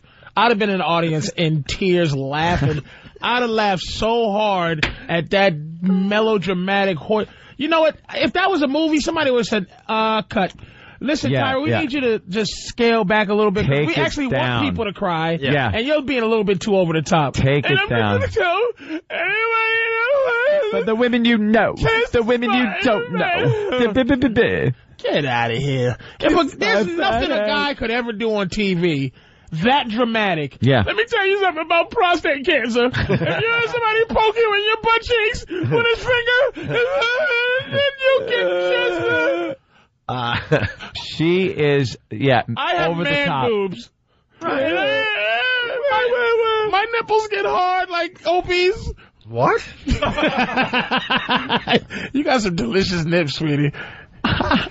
Opie's nips is just poking through. As we're talking about Tyra, it's just delicious. It's not even cold in the studio. That's just natural little. What the hell's wrong with you? Now I gotta cover up. I gotta cover up. Cover up. I need a hot shower. Sexy little nipple. I gotta go take a rape shower. Well, Anthony, no one else has sexy little nips like you sticking through that hot sweater. It's not a sweater. That little hot cashmere sweater with the light blue. Cashmere. This is just hugging your body. This is a piece of crap Gap pullover. You've been working out. And let me tell you, men should be able to have hard nipples. I feel violated. Oh, my God. I need to go on Tyra's show.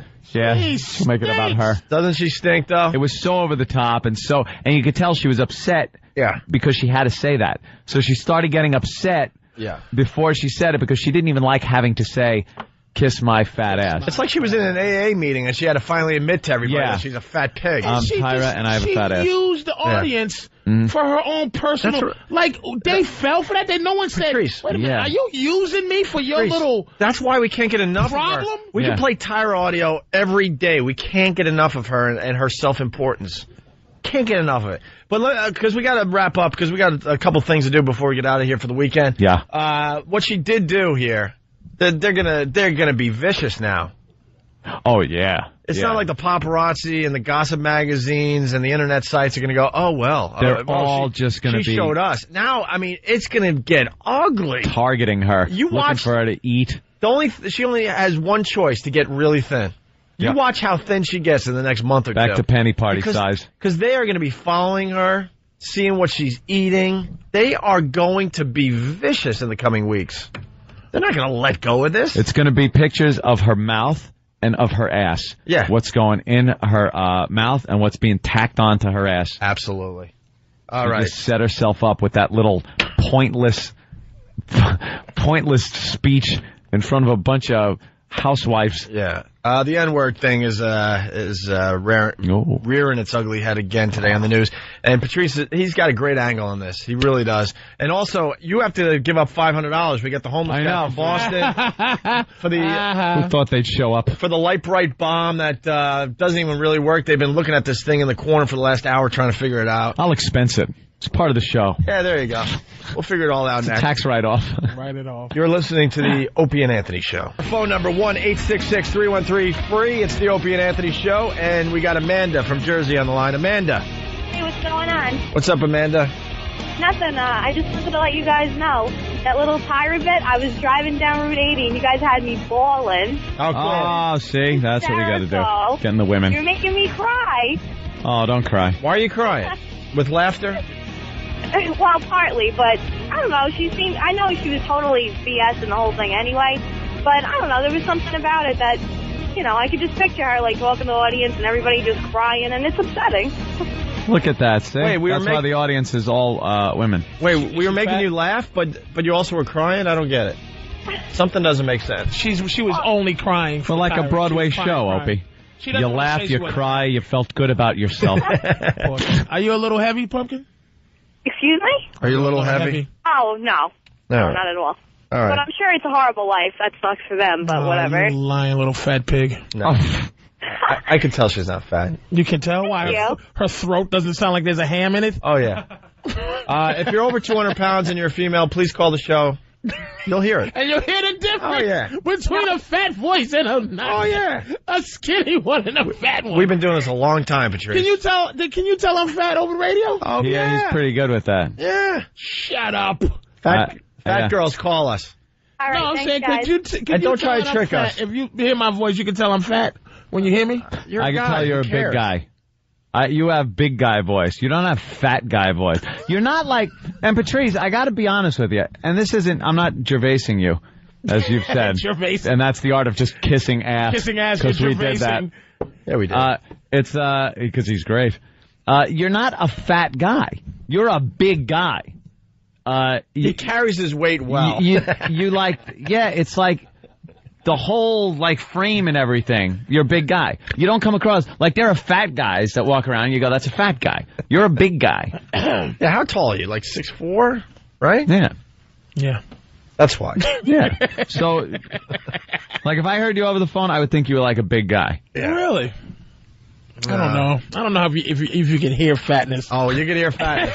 It's a certain resonance. It's you pick it up after years of just taking phone calls from people you don't know and have never seen. If you went to profile school, can you hear fat voices? Can you hear fat voice? Oh, yeah. Absolutely. Really? Fat girl voice, you can tell. Fat girl voice. All right, Bree from Kansas. Frederica Bimmel, you're on the phone.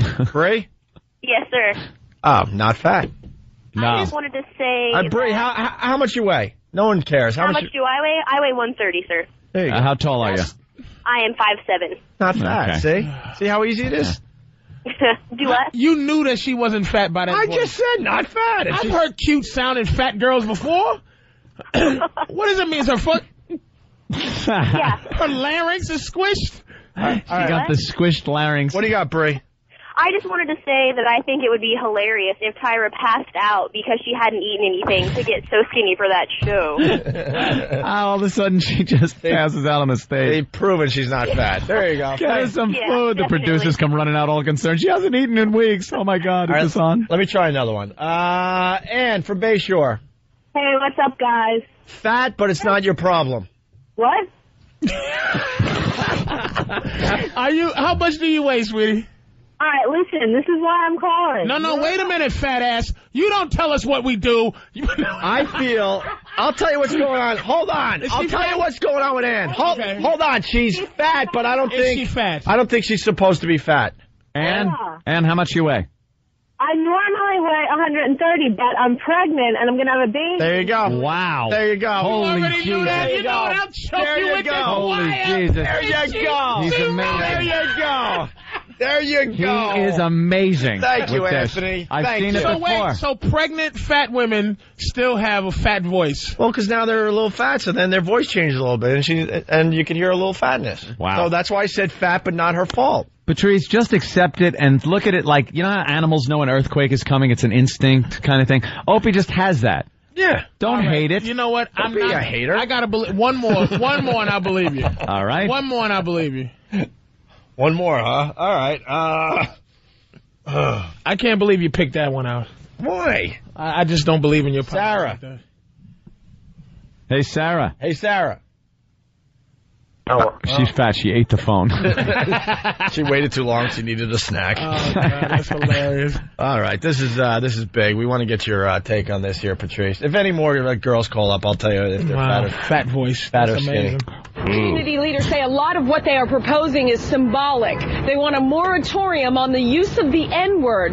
New Yorkers have mixed reaction. I don't like moratorium. I don't like the word moratorium. She should say they want an M for the N-word. Because moratorium, the word upsets me. It sounds like mausoleum or something. This is about the N-word, and yeah. Let's just all talk like that.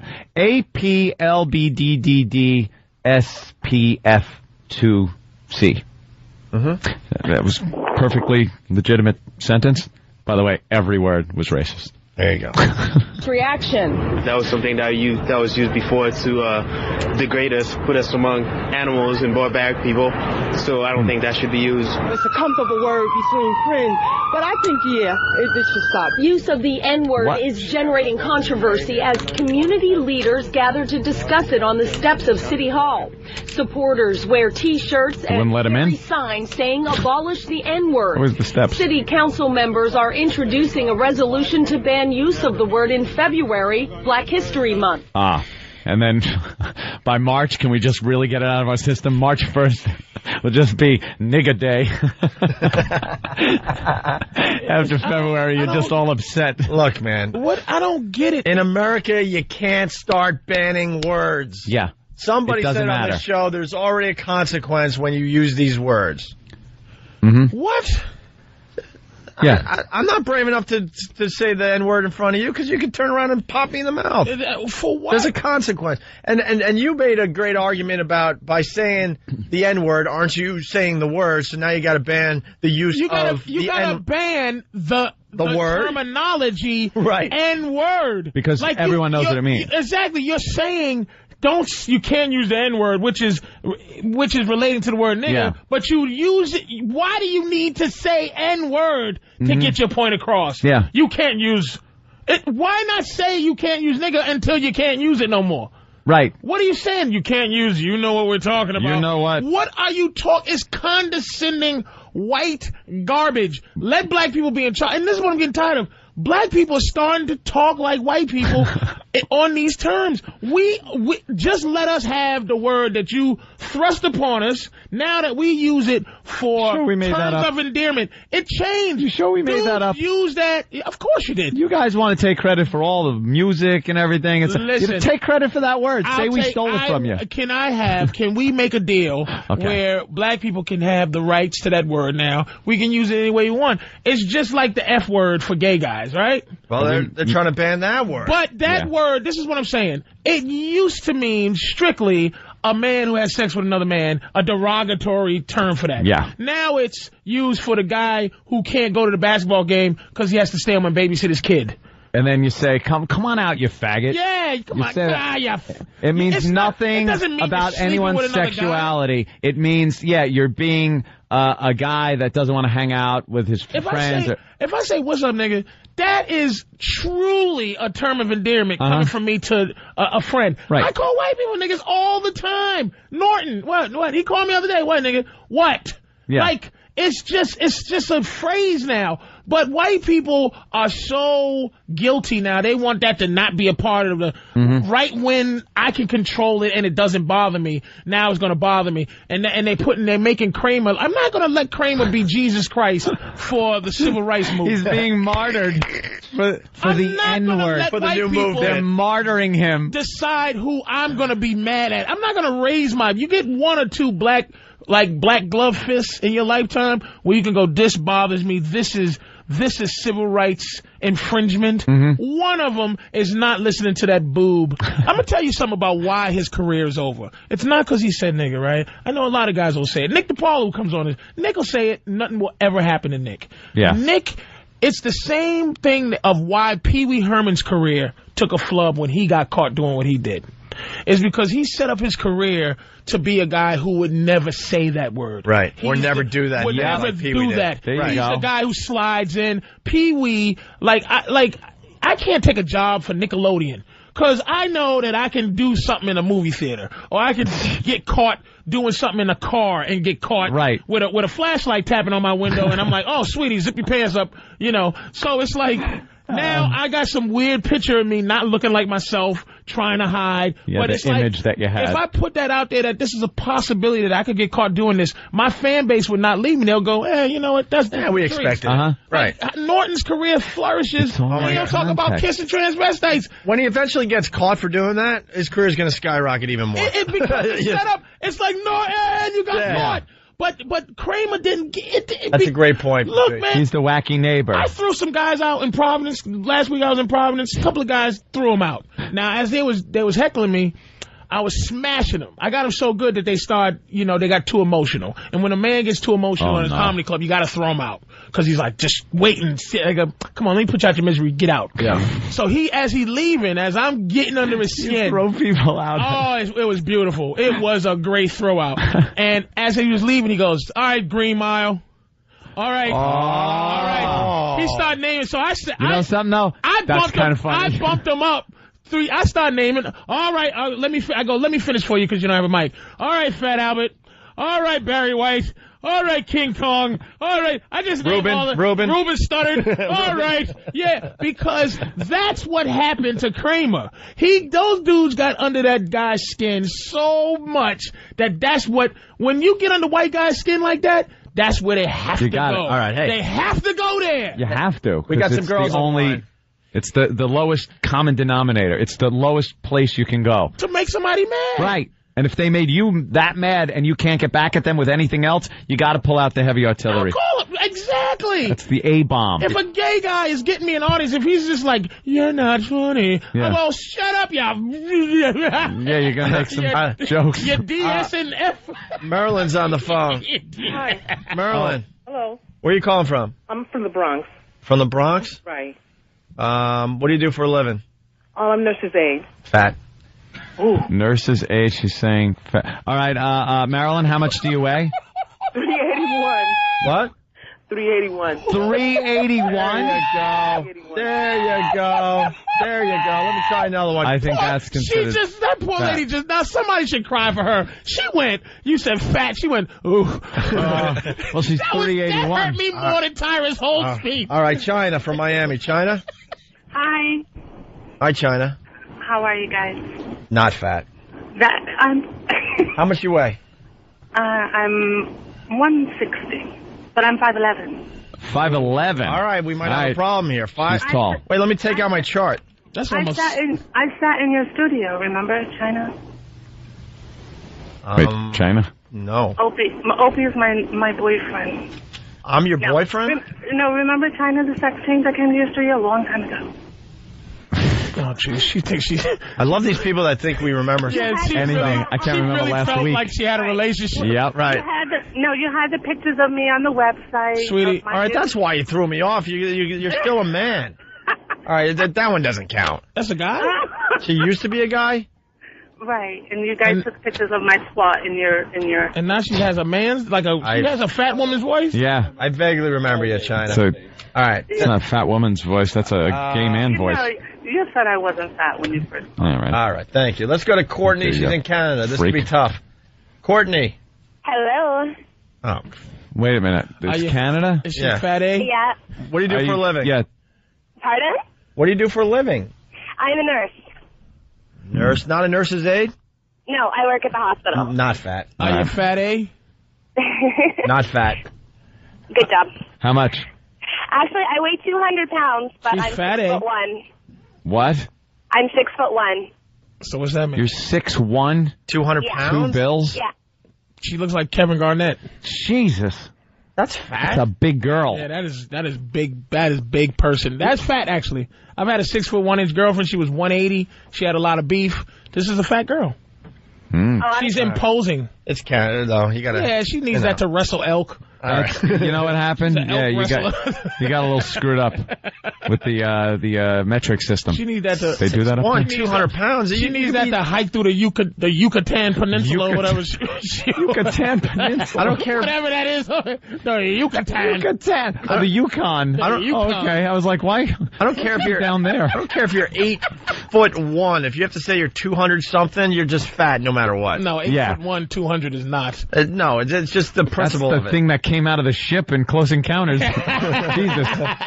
All right, this quick clip and we're out of here. Last year, comedian Michael Richards found himself under fire after he went on a tirade using the N-word to lash out at hecklers in the audience during a comedy show. The N-word's now the word. Now, hip-hop legend Curtis Blow agrees with the proposed ban.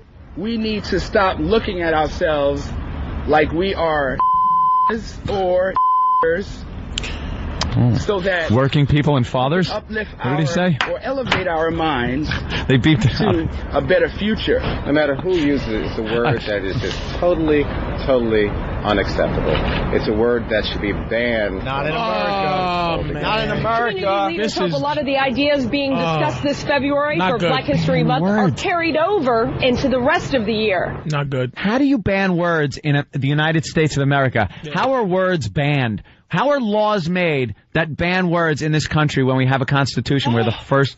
We forgot to talk to these guys. Jesus Christ. Sorry, Anthony. That's all right. Anthony. I was ready to go off on a freedom speech. I know. Anthony, call me.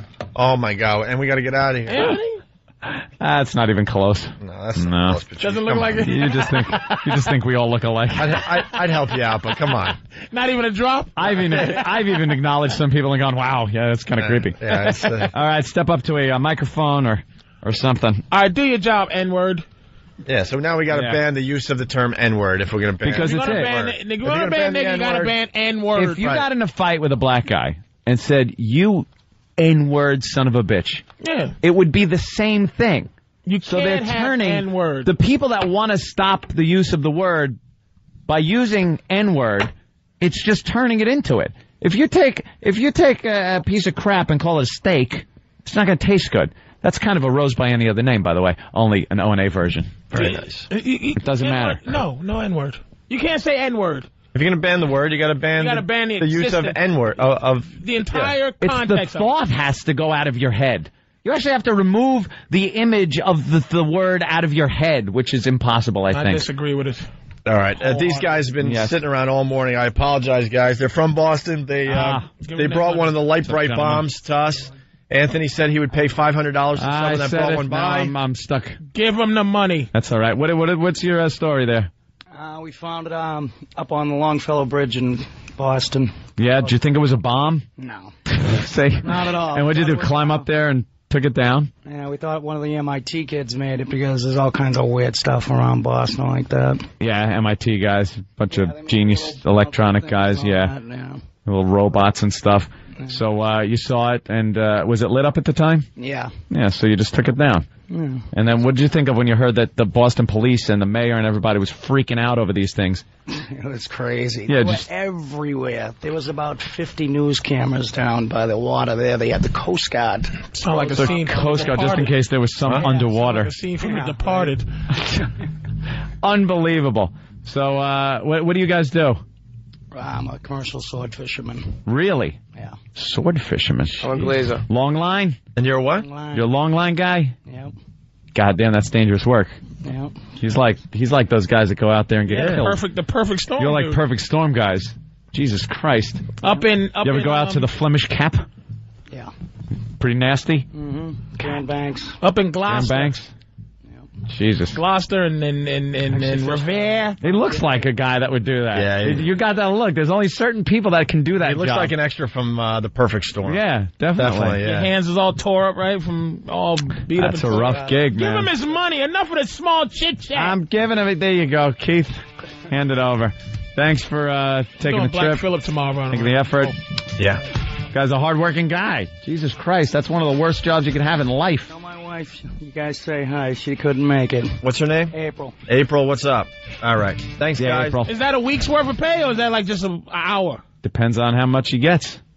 No, that's about 3 days' pay. 3 days' pay? 3 days? All right, man. There you go. All right. Nice. There you go. Go get yourself. Enjoy New York. Enjoy the nightlife. All right, man. We could easily do another hour, but we got to get out of here. Yeah. If you're not joining us over at XM, have a great day. Patrice and Neil, thanks. You want to promote anything over here? Yeah. Comedy shows, anything? What do you got? Well, I just want to promote Black Phil tomorrow on XM. Yeah, he's doing his own show on XM tomorrow night. Patrice O'Neill, everyone. Love advice. It's amazing. It's from another planet. Absolutely. Always a pleasure, Patrice. Mm-hmm. Thank you, sir. We'll see you guys over at XM.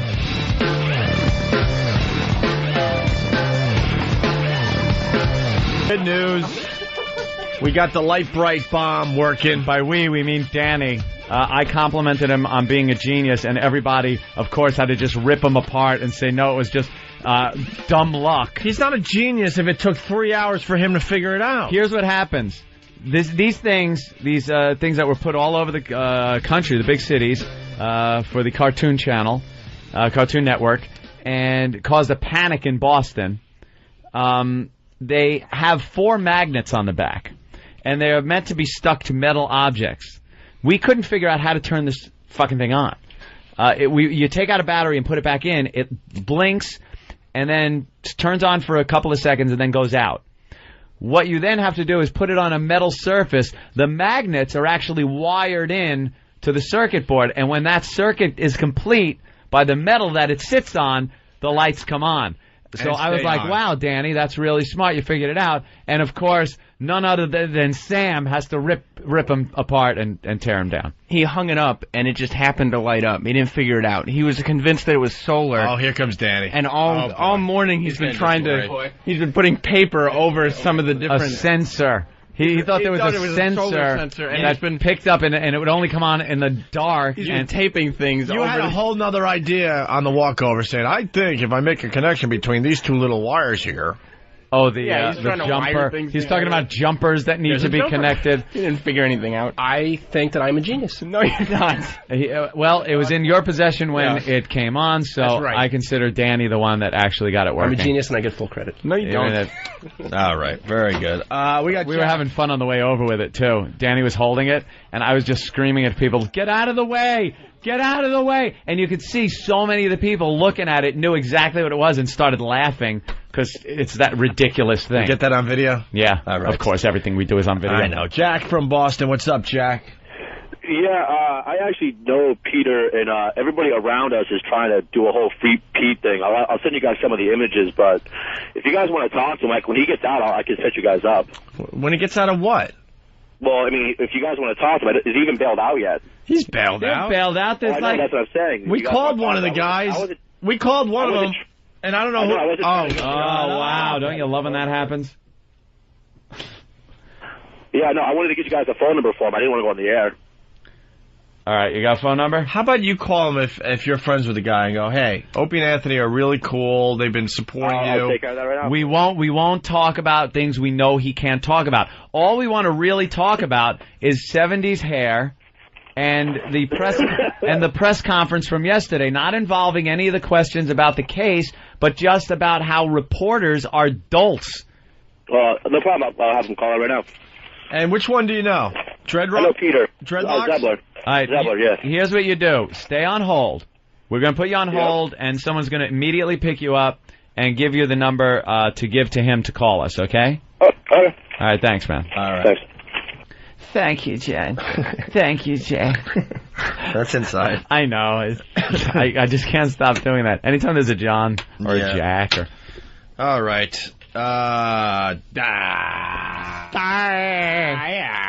Patrice is doodling, and I just fucking came all over myself again.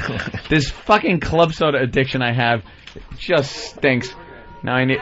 Thank you, Than. He'll get me a paper towel so I can clean up.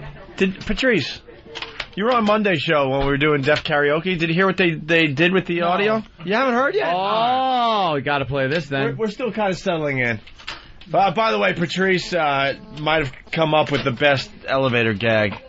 Jimmy is the king of the elevator gag, but full elevator. We're on the 5th floor.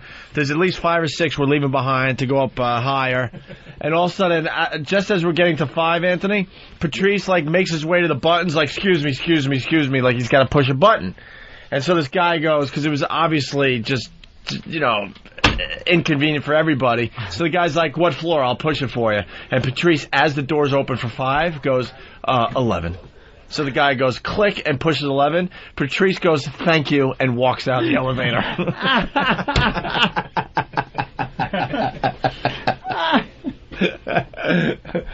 I pissed him off. Very, very funny. He was going higher than 11. Yeah. Nothing worse than when someone hits a button below the one you're getting off on. Let me get this out of the way because it's coming in 100 times because someone needs attention. Coffee Boy from Arizona. So, Opie, what happens when Tyra shows up in studio like Whoopi? The show going to fold and lick her ass too? Yeah. Yeah, probably. Yeah, you're probably right. Because she comes in and she's nice and funny and has a sense of humor about the whole thing. We'll just rip into her. Yeah, because that's what we do. All right, there you go. So what did they want us to do with Whoopi? We had goofed on Whoopi because she had come to New York and she was doing radio and morning radio. So we just goofed on because the concept of our show stunk. We goofed on how boring awful it was. And awful. So we goofed on it. And one day she comes strolling into our studio during our show and sits down and goes, all right, what do you guys got to say? And she was really funny and charming and what would they have us do? So some of these listeners don't understand that the bit is that the fact that me and you folded and that's, circumstance. Right. There's been many times we haven't folded when we're confronted with something. But by the way... We're just people! But by the way, with the whole Whoopi thing, when we did kind of fold that day, we still told her how awful her show was. Yeah. But people forgot that part of it. She was like, it's not for you. For women. But the bit certainly was that she had the balls to come in here and confront us. I thought that was that in itself was the bit that day. Patrice, so Def Karaoke with Queen on Monday. Mm-hmm. The boys took the raw audio of you and Anthony going back and forth. And it wasn't in any order, remember that? Right. They put it in order and made this, so you might want to put the headphones on. Check this out.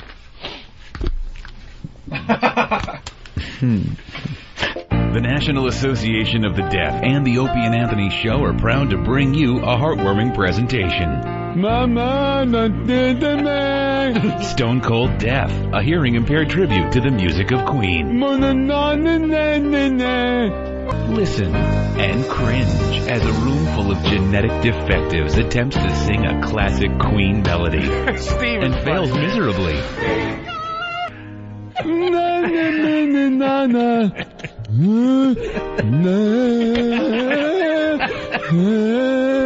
For more information on this compilation or how to get involved in the deaf community, go to www.godstrippedmeofmyhearingandmywilltoliveisfollowingquickly.com.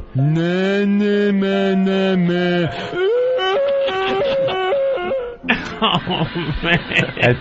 That's terrible. I'm sorry. Oh, that's just... Oh, my God. Isn't that really bad? Oh, I didn't realize we did the whole fucking song. Just about, yeah. That's just about every... we did it out of order, and they just mixed it into the actual Frankensteined it together. Oh, man. Oh, yeah, good job. We did it for a long time. Yeah. That was a long time we did that. Oh, yeah. The whole song. Yeah. Goddamn song. But we didn't do a lot of the Mama Just Killed. No. We didn't do that, but we did a lot. Will not let me go.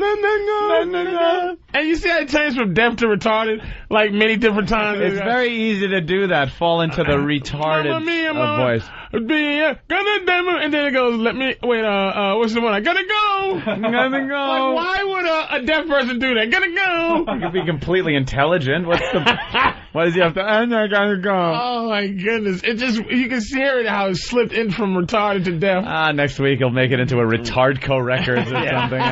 No, Steve. Is that on the website? I think so.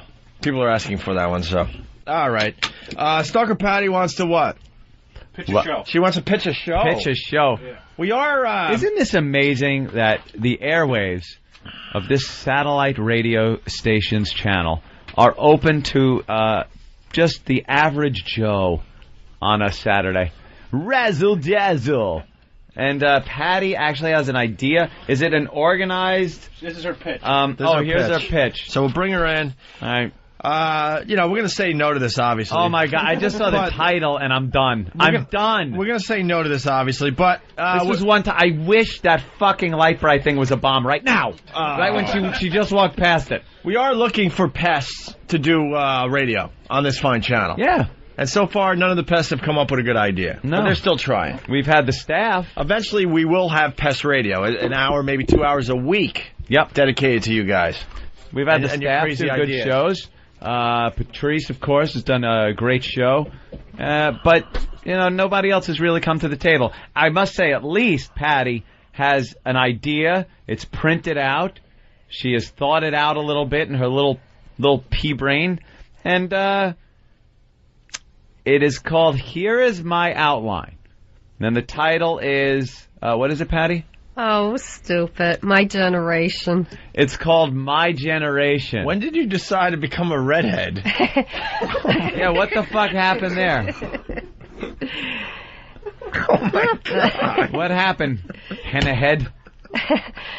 I used the little hair coloring to cover the gray like everybody else. And you can still see where the gray is.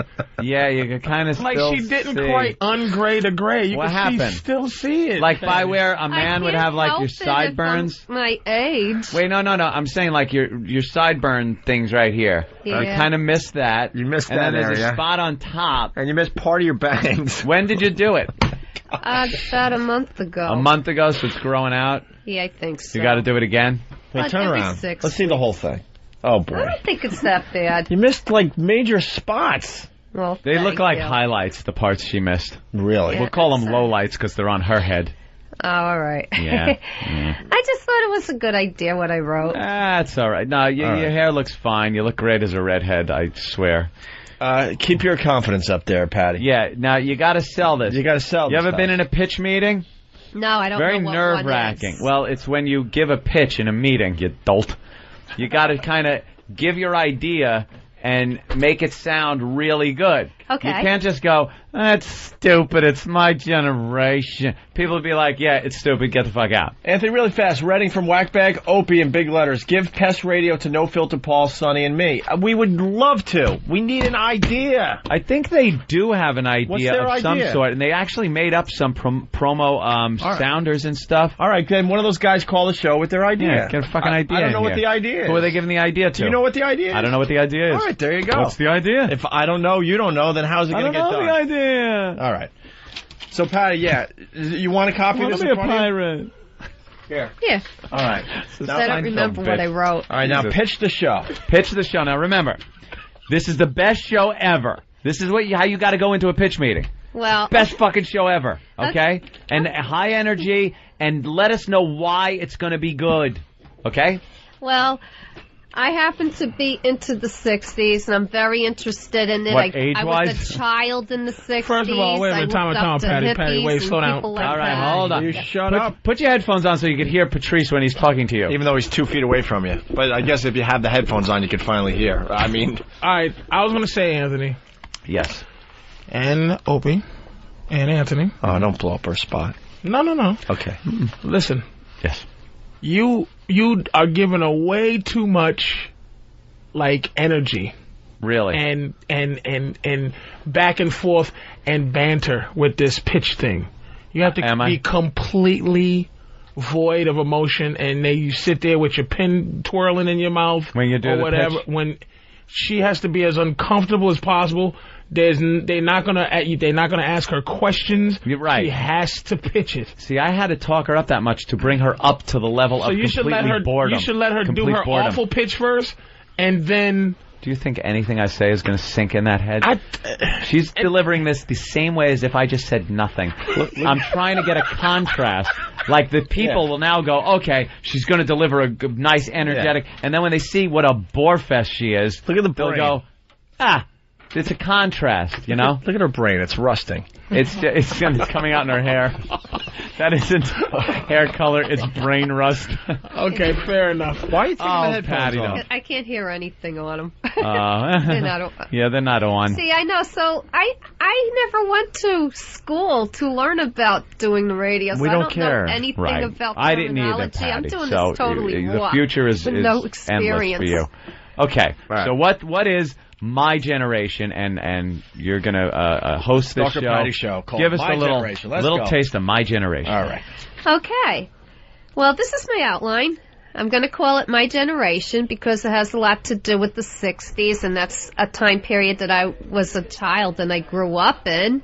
And I'm a big fan of the music of that time and the hippies and everybody, you know, marching on Washington against the war, and people were so involved. So I want to bring a little of that out. And one of my writers is Allen Ginsberg. I have a poem honed by him, which is really good. I was going to start off with Honed that. or home?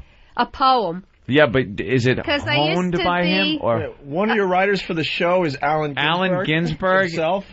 Well, no, I have something written by him. I was thought going to maybe- open the I was gonna show say- with. Well, there's a lot of I don't know what the radio shows budget out there is. that have break into- writers. I just thought. I didn't know what the budget would be if you got to hire Allen Ginsberg. Is he alive even? I don't even know. I was going to read an excerpt from his thing, a 4-line thing, and then I was going to open it up with My Generation. All right. What, the song? Yeah. Oh, the Who. How long is this show? Only an hour. That's long enough. An hour show. Yeah. I'm going to spend 15 minutes with that. Now, hold 15 on, minutes. Yeah. and Where's time the it. Where's the Allen Ginsberg poem? You got it with you? No, it's home. I did. It's home. Can we find it online? No, it's home. It's from Howl. It's the first 4 lines of Howl. All right, we can find that online for you. Hold on. I'm sure. Bill, take 3 hours to find that.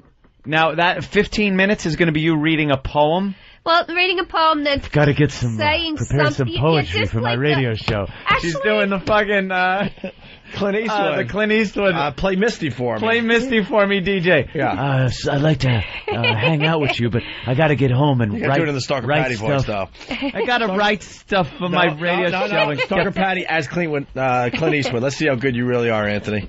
I gotta go home and write stuff for my radio show. Get records together and write some poetry. That's pretty good, man. Go ahead, make my hair look like an abomination. you know, I might change the music around a little bit, but then when I get into the part about the hippies of Haight-Ashbury Street and talk about what they did and stuff, with the beings and lovins, what Can you it do that off the actually top of your head? What were they doing? What is exciting about you talking about the hippies and Haight-Ashbury and People all that? that were non-conventional and breaking away from the So norms give us a little. of the Okay, time. your song you want. Do you want this like in the background as you're doing it? Yeah, I would Okay, like to do that. A little. I say we start with the first thing because we got the poem. Oh, you got the poem, and then we'll go into the hate. Well, it's got to be printed out, I guess, and given to her. Well, it turns. It's what? 8 pages. Which is it? The first line right there. How far into it are you going to get? They're right there. Yeah, right from line 1 All right, to so let's line make 4. believe this is the Stalker Patty radio hour. Line 1 to line 4. Can you read it from there, Patty? Yeah, I can. All Okay. right. Do you want My Generation first? It says, where's Steve? He's open with song My Generation by The Who. We can work this out live on the show. Get Steve in here, the big voice announcer. We'll go back to 40s radio. Yeah, that's what this sounds like. Jesus Christ. All right, where's Steve? He's coming. I'm having a homosexual relationship. Do you want Steve to intro you over the My Generation? I guess so, yeah, whatever. All right, yeah, we got My 'cause I don't- Generation? All right, Steve, you got to be the big announcer for Stalker Patty's radio hour. Is there a copy? And, of course, it will be Razzle Dazzle.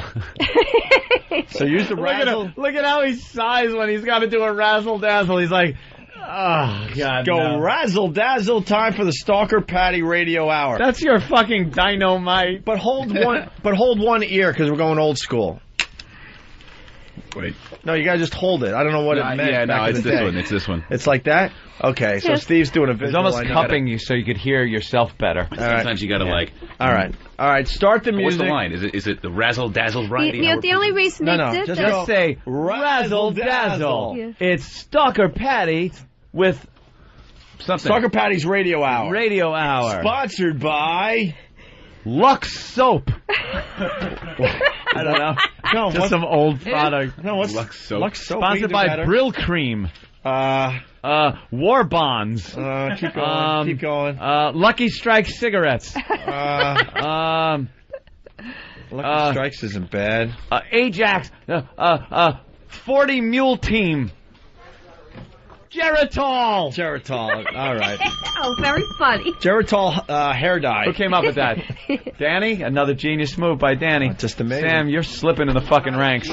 Oh, you video camera jockey. Just fucking take pictures of everyone else's talent. Dude, we should have a countdown with the staff members. What kind of countdown? Kind of like how they count down the top songs of the week. We'll. Oh, who's been the best of that week? Wow. Oh, that's an idea. I want to research. Shut up. Working his way up the charts, it's Danny. Right. This week, actually turning on the bomb animation and coming up with Geritol. Falling in the charts is Sam. His caustic demeanor is kind of getting tired.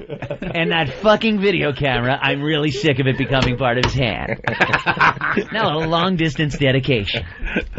Razzle dazzle. To E-Rock's family. To E-Rock's family. All right, ready, Steve? All right, wait, we got to start the music. This is we're gonna do a run through here. All right, Bill, hit the music. My Generation by the Who. It's Stalker Patty's Radio Hour, sponsored by Geritol.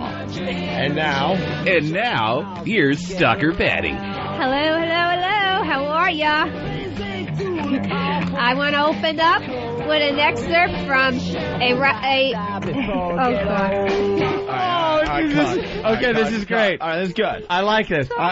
We need more from Steve. A little more from Steve. All right. And Patty, what you got to do, remember, no one knows what the fuck this show is about. Right. So your opening has got to be a little explanation of what your show is going to be about. Don't run through the whole thing, but just kind of say what the feel of the show is going to be, who you are, and that it's called My Generation. You know, get them familiar with the show. And she has to say hi to our audience in an old school 40s radio way. And don't wait for an answer. Hi, how are you doing? And she's like waiting for everyone to say. For the voices in her head to answer her. Yeah.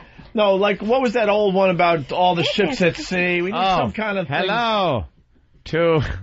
Yeah, what was the opening line to that one? And all the ships at sea. We need something like that. Maybe someone could help us. Oh. All right, really. Good night, Mrs. Halabash, wherever you are. And all the ships at sea. Dan, what's up? Hey, how ironic is it that Patty's into the free love culture? Yeah, no kidding. That's kind of ironic. Free love, and she's so cheap she couldn't even give that away. You're 53? No. How old are you? 2? Not yet. 51? Yeah. Oh, by the way, we're going to make Stalker Patty's show a sport, too. Bring in the dodgeballs. What's a sport? Ooh. It's a Patrice thing. It's all right. You need to play defense, too. Sport? Just close your eyes. No. What is it? Don't worry about it. It was a joke. Worry so much. Just do your show. It was just a joke. All right, do we have a better intro for Patty? A little more. So. What do you want to call your fans, Patty? Like our fans are called pests. Trying to think. Bored shitless? No. Ant people? No. Fellow virgins? Hey there, all we groovy people out there. You want to call your fans? Tune-outs? Groovy. No, groovy people? The groovies? Ugh. This is great. All right. It's like the retarded fucking Brady Bunch. We need the help of the audience. Okay, we're going to try this again? Yeah, let's try this again. All right. All right, we're going to open with Energy, the song, Patty. Energy. Steve's intro, and then Patty has to kind of give a little idea of what the show's about to people that don't know, and then go into your Allen Ginsberg poem, and then you're going to have to... Well, we'll take it from there then. Take it one piece at a time. Maybe, yeah, okay, here we go. Okay. If you have a suggestion what Patty's listeners should be called, please give us a call or send us an instant feedback. All right, we're ready. Here we go. Okay. And the poem is called Howl. It influenced people like Bob Dylan. It influenced people like Timothy Leary. And this is it. I saw the best minds of my generation destroyed by madness, starving, hysterical, naked, dragging themselves through the Negro streets at dawn, looking for an angry fix. You know, people were very restless in those times. They were tired of the perfect 50s and the 40s and stuff, and they wanted to come away to a different idea. So, we're going to start with, well, I don't know, how did that come out? I would have to have something in front of me written down, like notes and stuff. I can't do off the top of my head.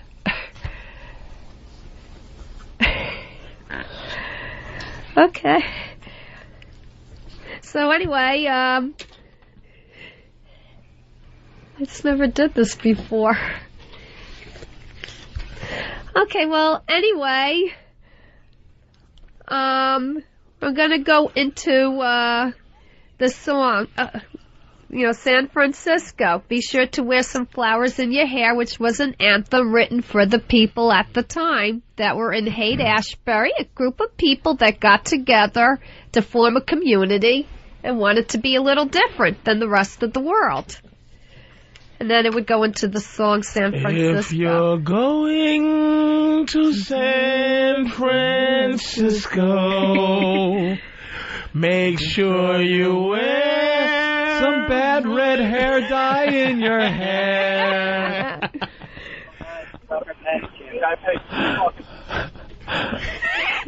If you're going... Was she going to play the whole song? Well, let's hear the song. San Francisco. Are you going to take calls? You're going to play the song? Yeah, I will. You were going to play the whole song? All right. So far, so good. So now intro the song again. We'll play a little bit of the song. And then you call out the caller. Say, hey, if you want to talk about the hippie generation, give me a call or whatever, okay?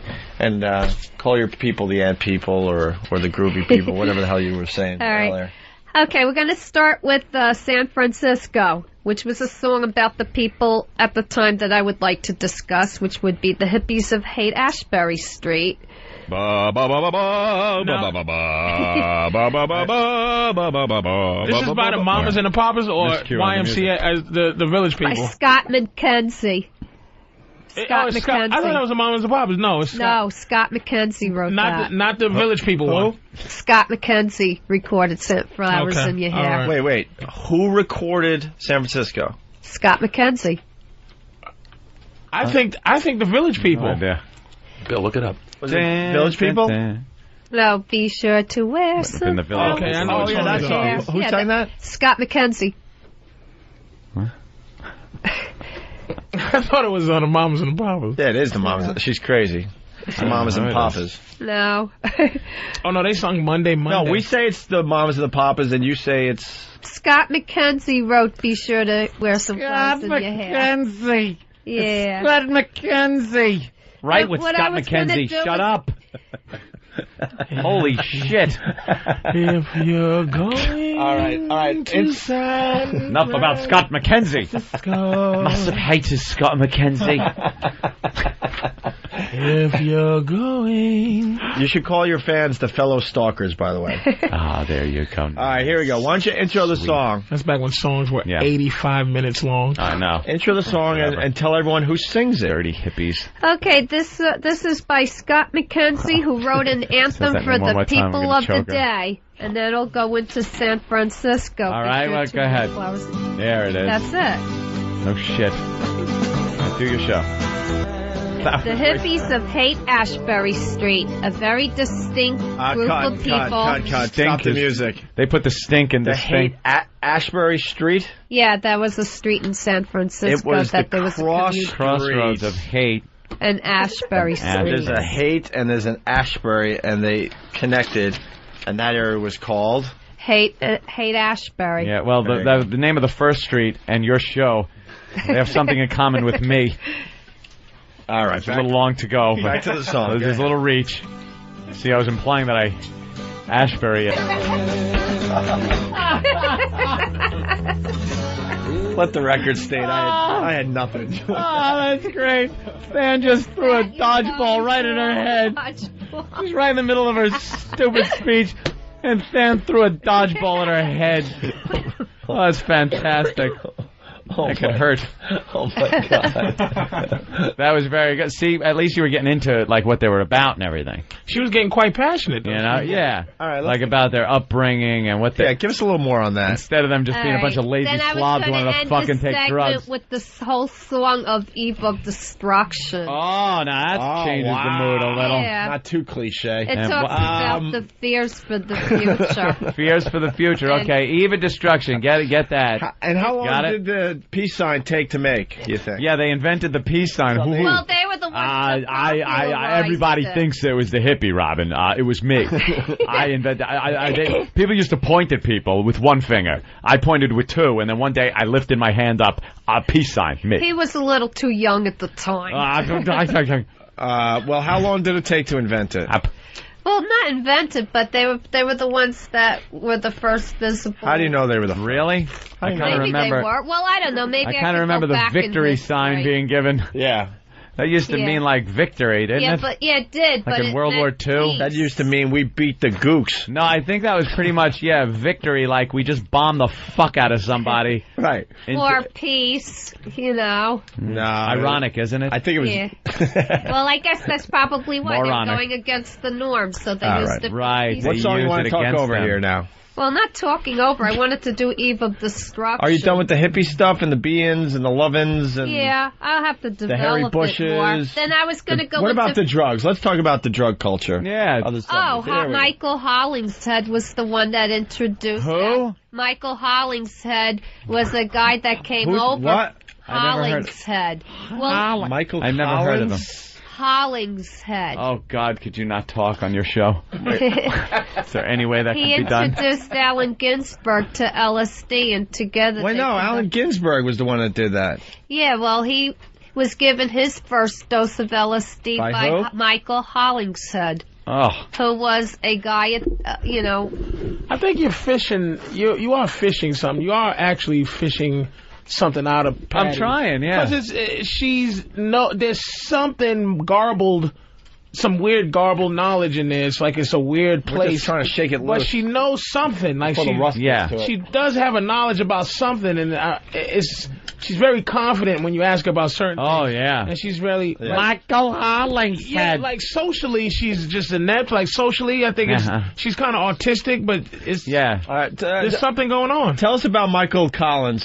Michael Hollingshead? Yeah, I mean, whatever that guy's name. And by the way, DJ Ain't a Light Bulb, Casey Kasem, and now number one with a bullet is Stan with a dodgeball to a retard. Yeah, that brought him up the charts.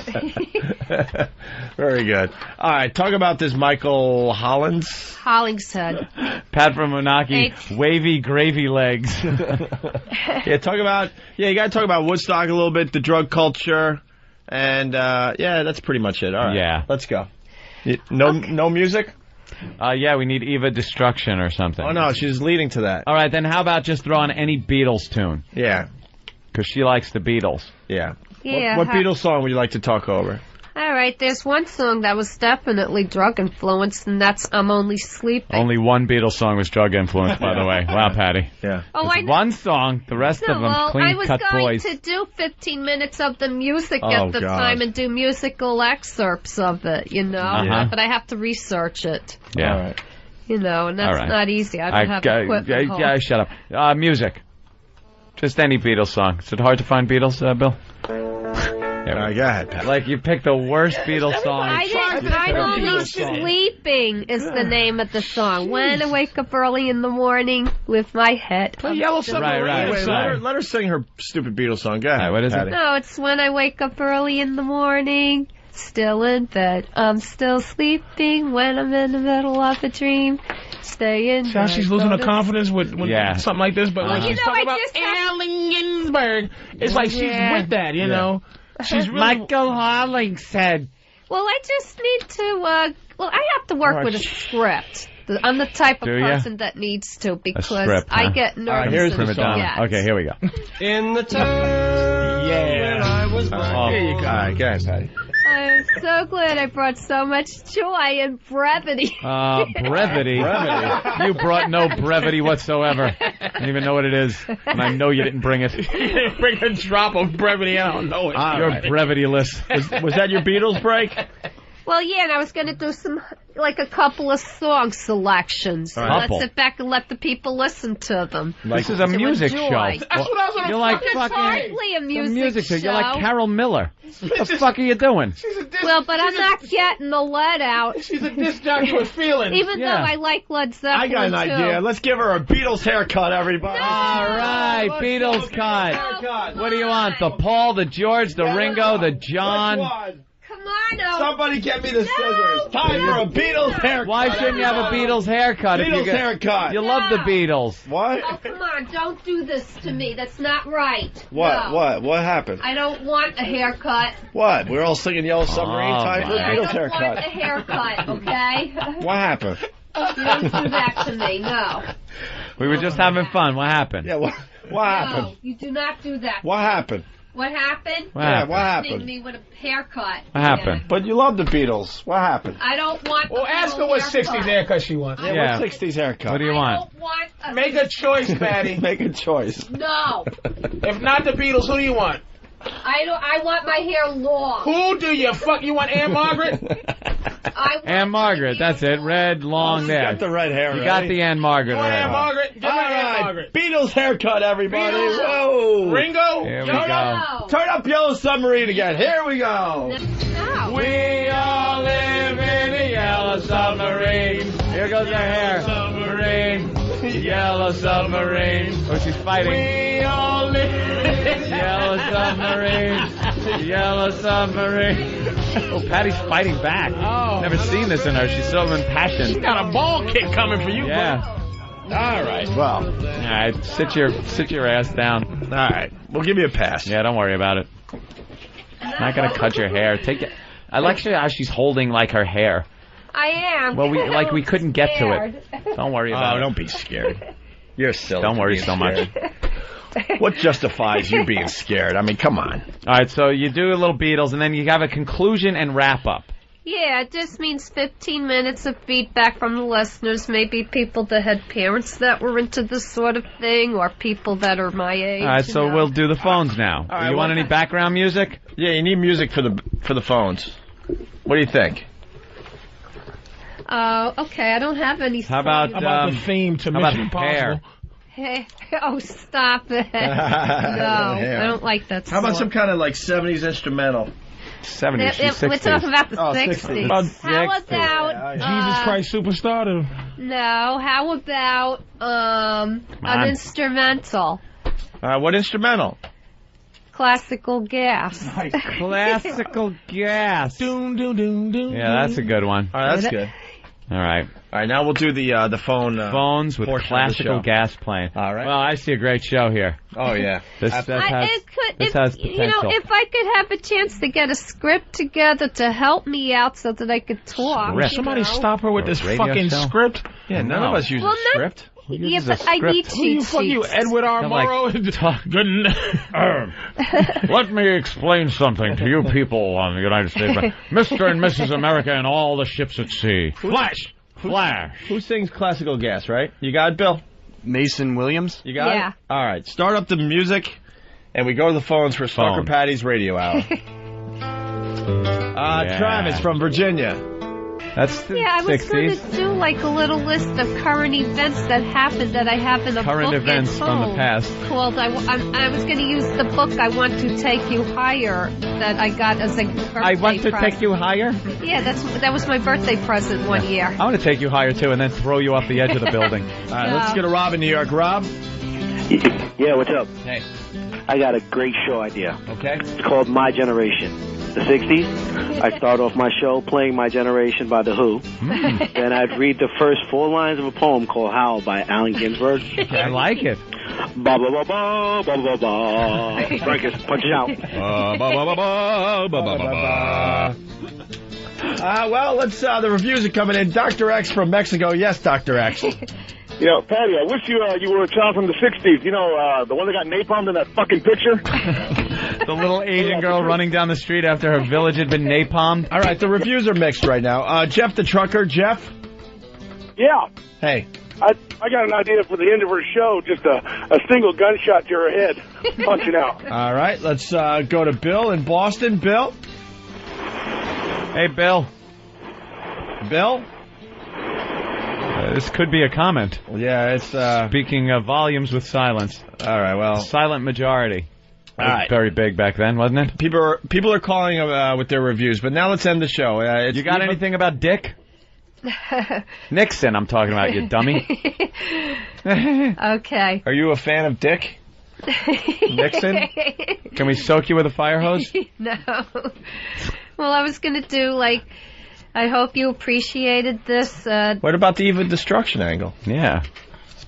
Talking about, it's all about free love and everyone getting along, but oh, I know. You don't have much hope for the future because you're going to play Eve of Destruction. Hope for the future. Eve of Destruction. Well, that's just to emphasize the concerns that some people had at the time. What were your concerns? Yeah. You know, back the then. bomb.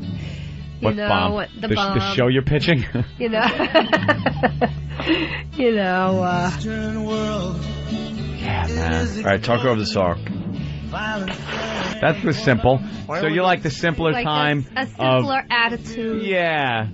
Of German shepherds and fire hoses on black people. Women having no rights whatsoever. Students and getting no shot. respect. Students getting shot. A fucking unwinnable war. Yeah. That was a quagmire. Oh, we got one of those. I admit I need to do a little more research. All right, but give the people some hope. It's your show. Yeah, give us some hope. Let's go.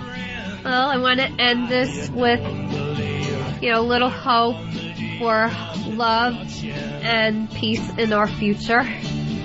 That we have a peaceful conclusion in our world.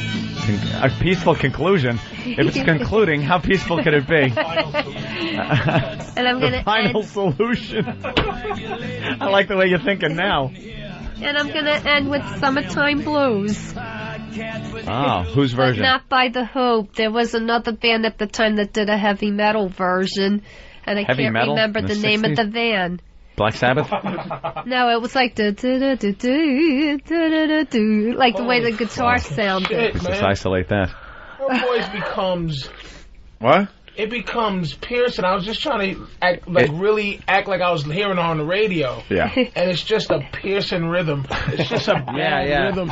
It's just after you can only take so much. And I'm not even trying to be fucked up. I was trying to listen to it as if it was a show because I heard her getting into her passion and her little thing, but it's just that it's just uncomfortable. Yeah, your voice itself, the tone of it is awful to listen to. Your cadence is horrific. Cadence is a great fucking word. Cadence. You just have this. It's like driving down the highway, hitting the brakes every 2 seconds. Yeah.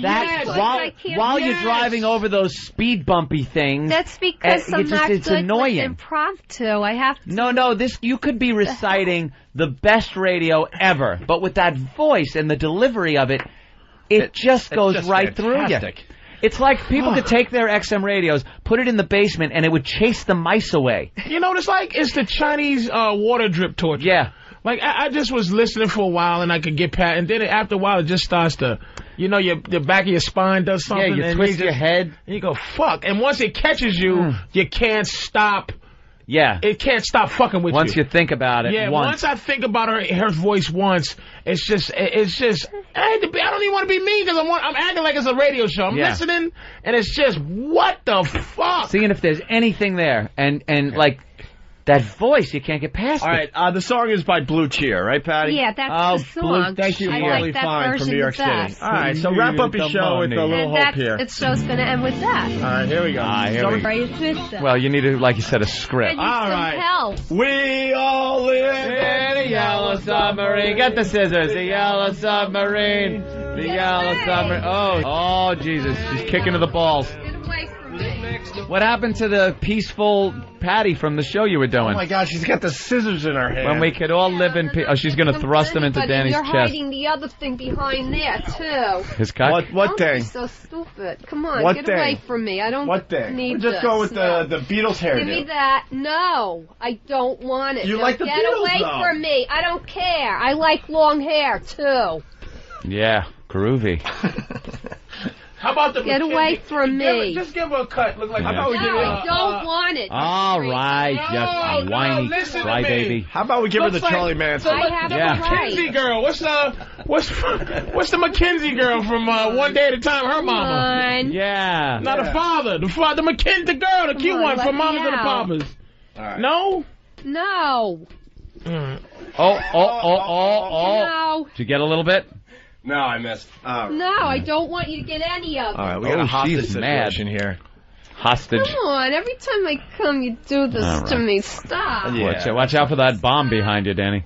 Come on. All right, let her loose. All right, let her. Free What her. her voice should only come with hostage situations when she's And when you're she's just hiding stuck. this behind you. All right, just open the door and let her Read the out. hostage letter.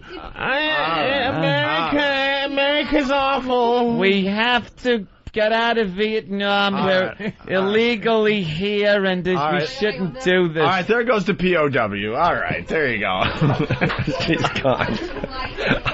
Oh my God. What happened? What happened? Oh my God, who did that? Who did? How much of it? How much? Oh, Holy my shit! God. You What guys the aren't fuck? right. These guys are cruel. Oh fuck, man. Is she crying? I don't even want to look at her. Patty! Wow, what a shot! It's kind of hard to get. Where's She's she? gonna chop a finger off. She's holding her ponytail. I don't know if E-Rock goes up the charts or down the charts for that one. No, because they pick on Patty, what happened? No. Patty. Patty! Just get on mic. What happened? What happened? No, I am not going to be getting a haircut anytime already did. Oh, soon. That that's- was so sneaky. That was sneaky. He sure is That was sneaky. very sneaky. Yeah, right. Yeah, that wasn't. And I was holding my hair the whole time. I don't know how you did that. It's only. Wow, that's a big chunk. That was a chunk. Now, I am a nervous wreck. All right. I'm going to have a cup of coffee to calm down. Yeah, that'll calm the nerves. Coffee. All right, good. Jesus. Might as well snort crank. Why was the White House conference room evacuated? They had a. Was it a light bright? Yeah. They found a light bright hanging up behind the All right. president's. Wow, that's a Kelly big chunk O'Donnell of hair. evacuated from White House Conference Center. Yeah, I know. Wow, he just kind of nipped that. I would make a What a nice maniac. walrus mustache. All right. Well, that was. So, what do you think? Now that she's out of the room, we now have to sort this out and meet. Would we air Patty's show on our channel? Yeah. Because the bottom line is, Absolutely. it's our decision. Absolutely. Yeah, I give it a. I give 1 it a go. hour, no problem. Some music, her talking, yeah. If she scripts it, I gotta script it. Pencil her in for a razzle dazzle. Razzle dazzle. We'll give her a razzle dazzle. Ba, ba, ba, ba, ba, ba, ba, ba, ba. That's not the one. No, that would Even though actually that work. Excuse me, but I do believe that sucked ass. With that, we'll Thank see you, guys Cartman. in a bit. It's amazing. He knows that shit. Oh, did you see the Patrice YouTube, knows. the YouTube thing of the guy that was doing a rap battle and he punched him in the face? What? Go to YouTube. Wait, get on mic, will you? YouTube. That shit's great. YouTube. I forgot. That was old school rapping. Oh, you mad because I'm styling on you? Just write that. Oh, you mad because I'm styling on you? Styling on you. And he goes, oh, you mad because I'm styling on you? And then the dude kept hitting his hand away. And he just go, oh, you shit. mad because I'm styling on you. He's, I'm going to get the 40 cal and something. And then the motherfucker said, I'll do, and the other motherfucker punched him in his face. Oh, that's great. What is it Did it called? come up? I love it. God damn. Yeah, right Probably there. the same one. You All right. because I'm styling on Yeah, Yeah, you gotta turn play around and let me see that motherfucker. Oh, it's like 10 minutes long, though. Oh, is it? No. The No, full it can't be story that. of the infamous fight is 10 minutes long. YouTube is the biggest pain in the cock to fucking search anything for. There's so much shit on it. We got it, but Redundant we went for names. the short version. Yeah, the one he's just like, oh, you All mad right. because I'm styling. All right, here it is. Show that. Yeah, let me see. Turn it that Not your typical rap battle, it says. right. I wish it had sound, but it doesn't. But I just want to see him get punched. Oh, these motherfuckers look like they're going to start swinging anyway. Oh, he's chewing his ass up, too, this kid. This guy is fucking, like, getting in his face. And rapping. The other guy's just sitting there looking at him. Wow. Oh, snap. Oh, now the slow-mo. Slow-mo punch. That guy took all kinds of rap shit and then just ends the argument. Oh, fuck. Wow. He gave him 3 shots. That's 3 as shots? As fast as... He went boom, boom, boom. Are you kidding? Let me see. Oh, man, because of styling on you. Dude, he hit the guy 3 times. Wow, that is something. I want to see the Look at this shit. He goes boom, boom, boom? He goes boom, boom, boom. All right, here we go. Oh, guy's standing there just rapping in his face, and the other guy just had it. Oh, yeah, he went for the third. And he is down. Oh, he knocked his You got knocked the fuck out. Try to find the audio of that. Oh, it's just, and he's just in his face, and the other guy keeps hitting him. Like, but this dude is just, you could just tell. The other guy didn't even see rap. I just saw the little short version. Yeah. I guess there's a long version of the battle. But the one guy was so good at this battle rap, and he was up on the other dude pointing, and the other dude was slapping. Remember back in school when motherfucker be like, don't put your finger in my face? When you was making him so mad, and he point, you go, don't put your finger in my, just to make something, there's a rule. So he was like putting his finger on him, and he would hit his hand down and smack his hand away, and he'd go, yo, you mad because I'm styling on you. Holy shit. And then he just, blow! He got fucking fucked up. What do you got? Joe Rogan stuff. Is it good? Yeah, I mean, I don't know if it's I'm sure it's very, take one, pass it down. Opie didn't pay attention to the I'm sorry. Rule. It's really... That's instated in, like, the first grade. Atlantic City, conversations to get you up. I was coach of World Poker. All right, this is from Joe Rogan's blog.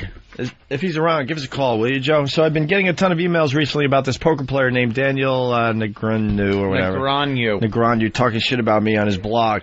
Now, what this was all about was we were both on the Opie and Anthony radio show when it was broadcasting from a poker tournament that Anthony was playing in. This is a legendary Opie and Anthony story.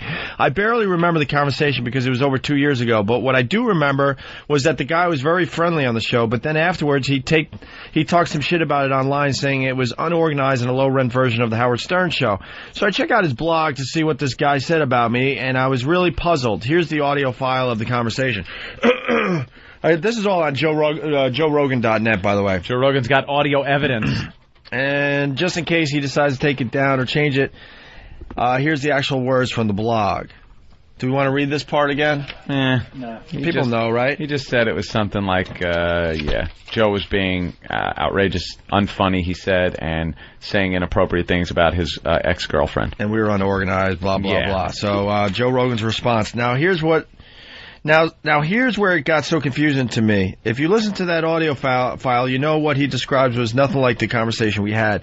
When I left that conversation, what I got out of it was that I had met this interesting character that makes a living in a very daring way, and I respect that very much. He decided to live his life playing cards professionally, and he's been doing it since he was 18 years old. I told him I thought about how cool that was, and then I asked him if there were professional poker groupies. Then he told us that he was recently split up with his ex, and I asked if he was scared of her getting with other guys. I said that's what I'm always afraid of, is breaking up with a girl and her getting gorilla fucked by some new dude. Daniel laughed hard. He did laugh, I remember that. Yeah.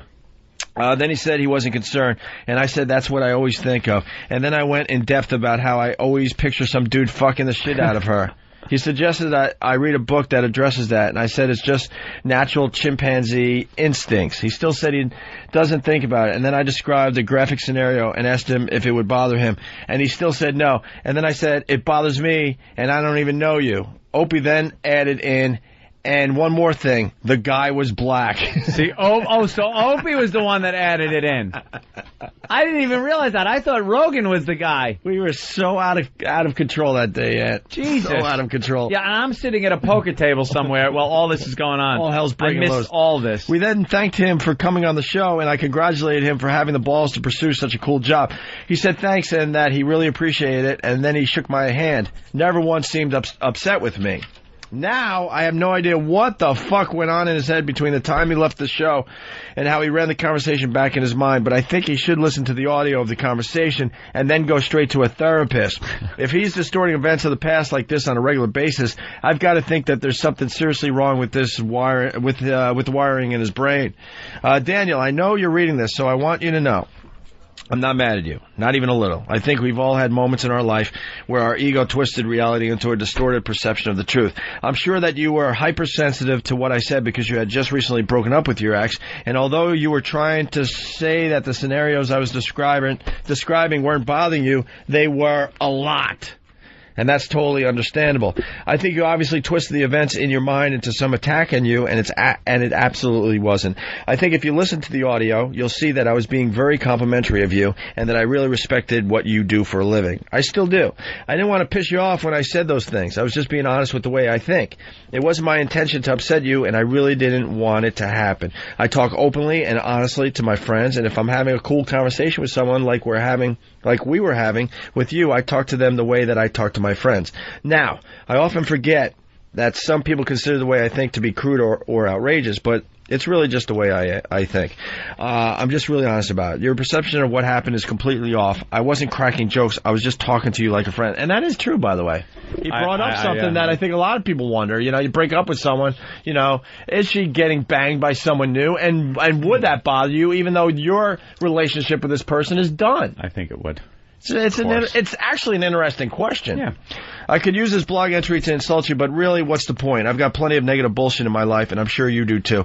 And really, all I want to do was clear the air. I'm going to post this, and then I'm going to erase all this negative shit from my mind, and I'm going to look at you the way I looked at you when we were having that conversation. As a person that's doing a cool fucking thing, playing cards for a living, I'm going to look at you as a person who had the balls to try to make a living in a very risky and unconventional way. I still respect that very much. I'm totally serious about holding no grudge, and if we run into each other, I would be happy to shake your hand and bury the whole thing. Or I might hold you down and slap you in the face with my cock. Depending, of course, on how my ego twists my memory of my reaction to your blog entry saying I suck. Then he makes a little smiley face, he writes kidding, kisses. Smiley face, curly hair. So if you don't know the whole story, go to joerogan.net. You can hear the audio and then, you know, the response and all that. Yeah. All right. That's whatever. I wasn't at the table. I still have great respect for Daniel Negreanu, even though, you know, he bashed the show. As a poker player, I unfortunately didn't get to meet him personally. You guys had ruined that for me. Yeah. But, and you wanted to meet him, right? I wanted to meet him. The guy, if you were into poker, he's one of the guys. He is like one of the fucking guys. He's got a talent, and most people say that poker's all luck. It's people that really don't know about poker. Right. He has a talent to reading people where he will call out what the fuck cards they're holding. He'll be sitting there in a big hand, and you know, they show the hands on the TV screen. Obviously, the players don't know what they have, but he's going, all right, and let's say the other player has a pair of queens. Okay. He's sitting on a pair of queens.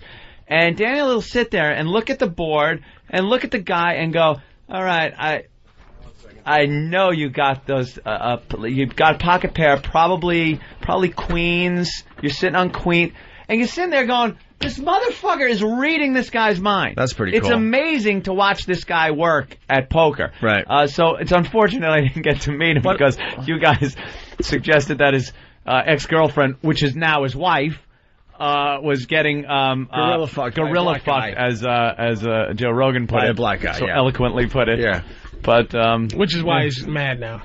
Yeah, I would assume. Yeah, if it was just that's why I think it came up again after so many. I bet you it wasn't her. Long. I bet you if you call him, he'll if you was talking man to man off the air, this, that, and the third. I guarantee you that he threw the show under the bus for his woman because she got mad at it. Yeah, these guys were talking shit. Yeah. That probably was. No, they're fucking low rate, blah, blah, blah. And it's like, because she's his wife now, you got to do that. Yeah, you got to protect your girl, and then, your girl. You know, the guy, he's a great poker player. You can't, you can never take that away from him. He could have been honest and said, you were my ex-girl at the time, and you were funny all guy. that. You were a cunt. He got married. Can you read it? Got married to the woman. Yeah. That, you know, Rogan was at the time, he was the ex-girl, so at the time, he was like, yeah, that bitch. Then they got back together, Got and then married. and now they married, and he has to.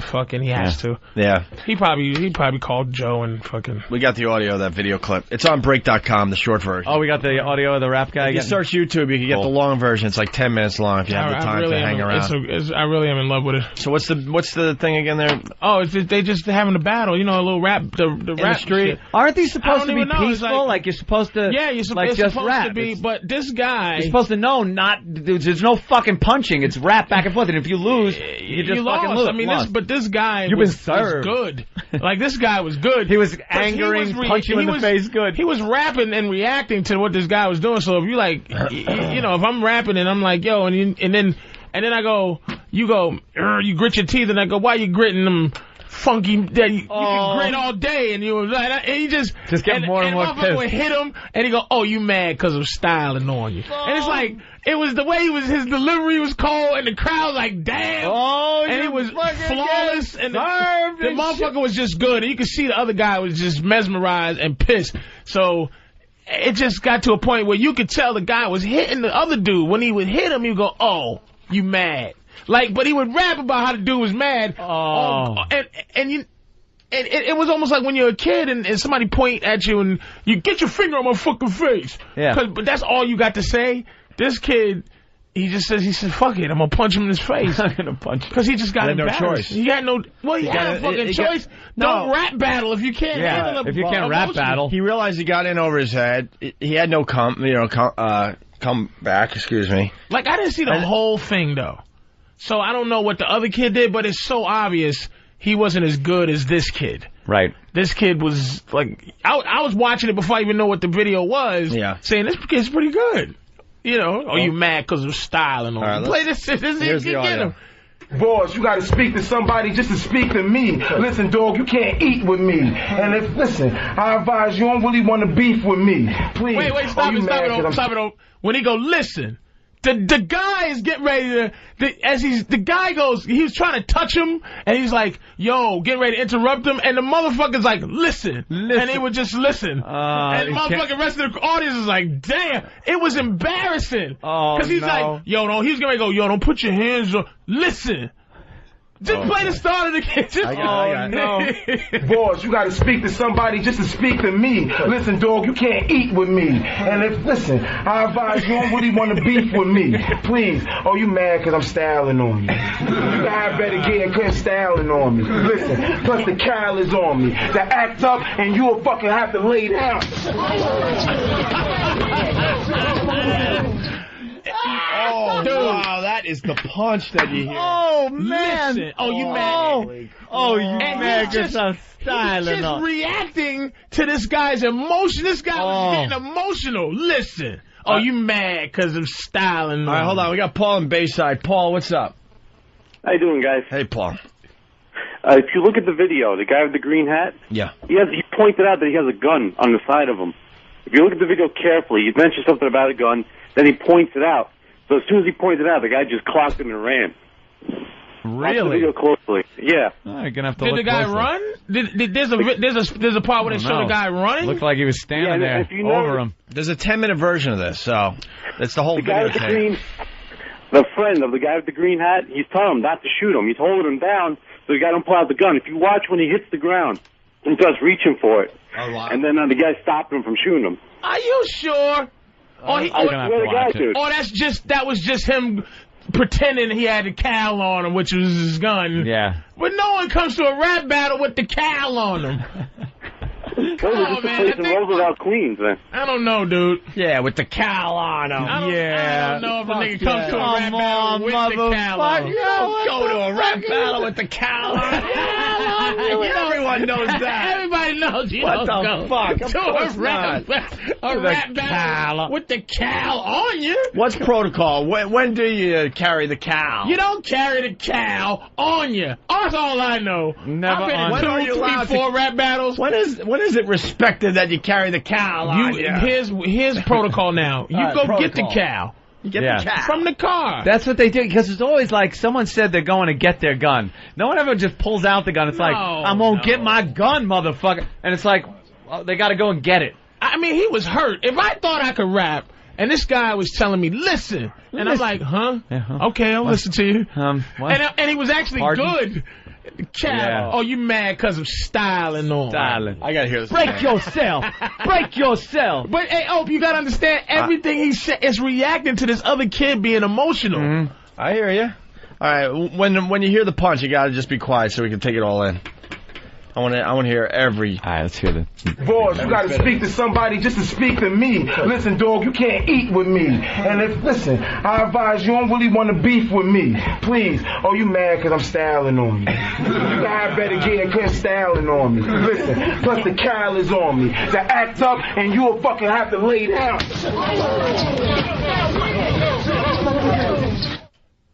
So he goes, you're mad because I'm styling on you, but he also mentions that he has... Because I got the cowl on me, and you act up, I'm going to have to fucking... and that guy lay down on you. Wait, this gets better. So the guy kind of threatened... It's almost a rap... But it's a rap battle. You can say whatever the fuck you want. Yes, it's an excuse to have...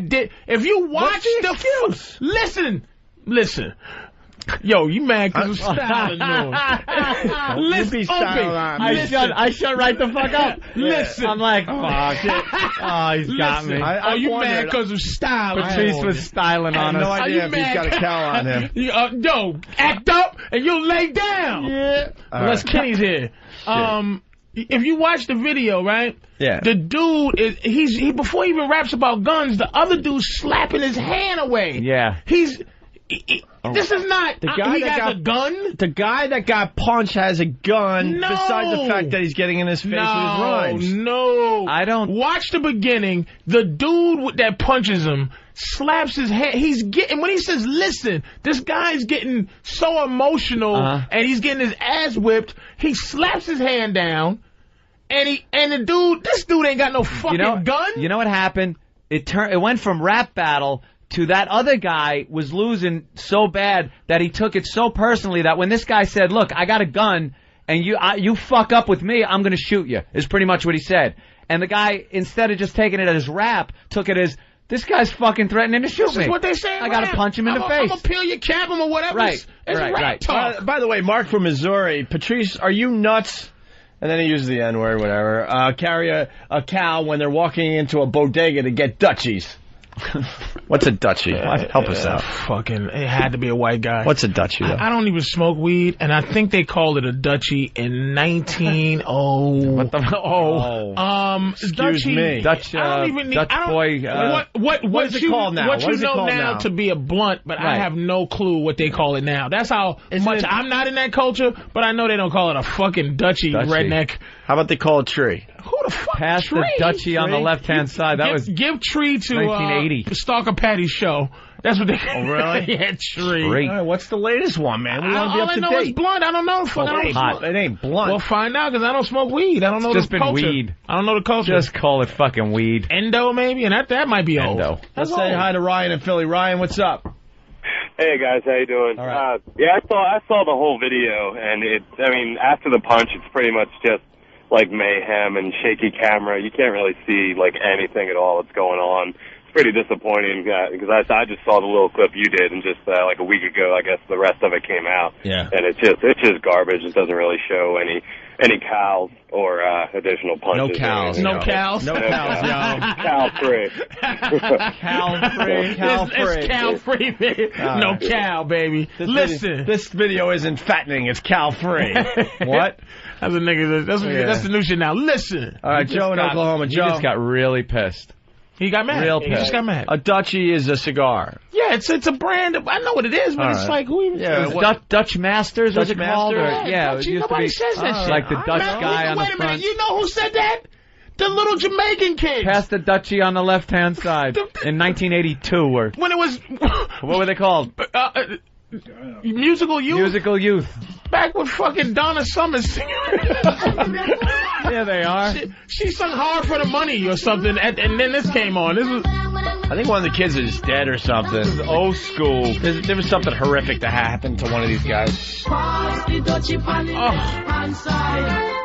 It's called Shiz. Shiz is what it's called now. Who the fuck knows? You can just name it anything. Boogie Woogie Boogle Boy. That's what they call it. This was on MTV like every 10 fucking minutes. Yeah. Every 10 minutes. Yo, I got that Boogie Woogie, yo. Fuck, that's what I'm calling it. Boogie Woogie. That's what they call it now. Boogie Woogie. Well, one of our honey drips. One of our guys in the know says it's currently blunt. Blunt has been blunt for a long time. All right. I want to hear this audio again. Then we got to do line of the day, and we're going to get out in time to listen to Stalker Patty actually do a radio show with Limo Anthony from back in the day. I hope people are noticing that the 11 o'clock hour is very old school. Oh, yeah. So I personally am enjoying the hell out of it. So that's what we're going to do today. All right, here's the audio clip again. Boys, you gotta speak to somebody just to speak to me. Listen, dog, you can't eat with me. And I advise you don't really want to beef with me. Please. Oh, you mad because I'm styling on you. You guys better get quit styling on me. Listen, plus the Kyle is on me. To act up and you'll fucking have to lay down.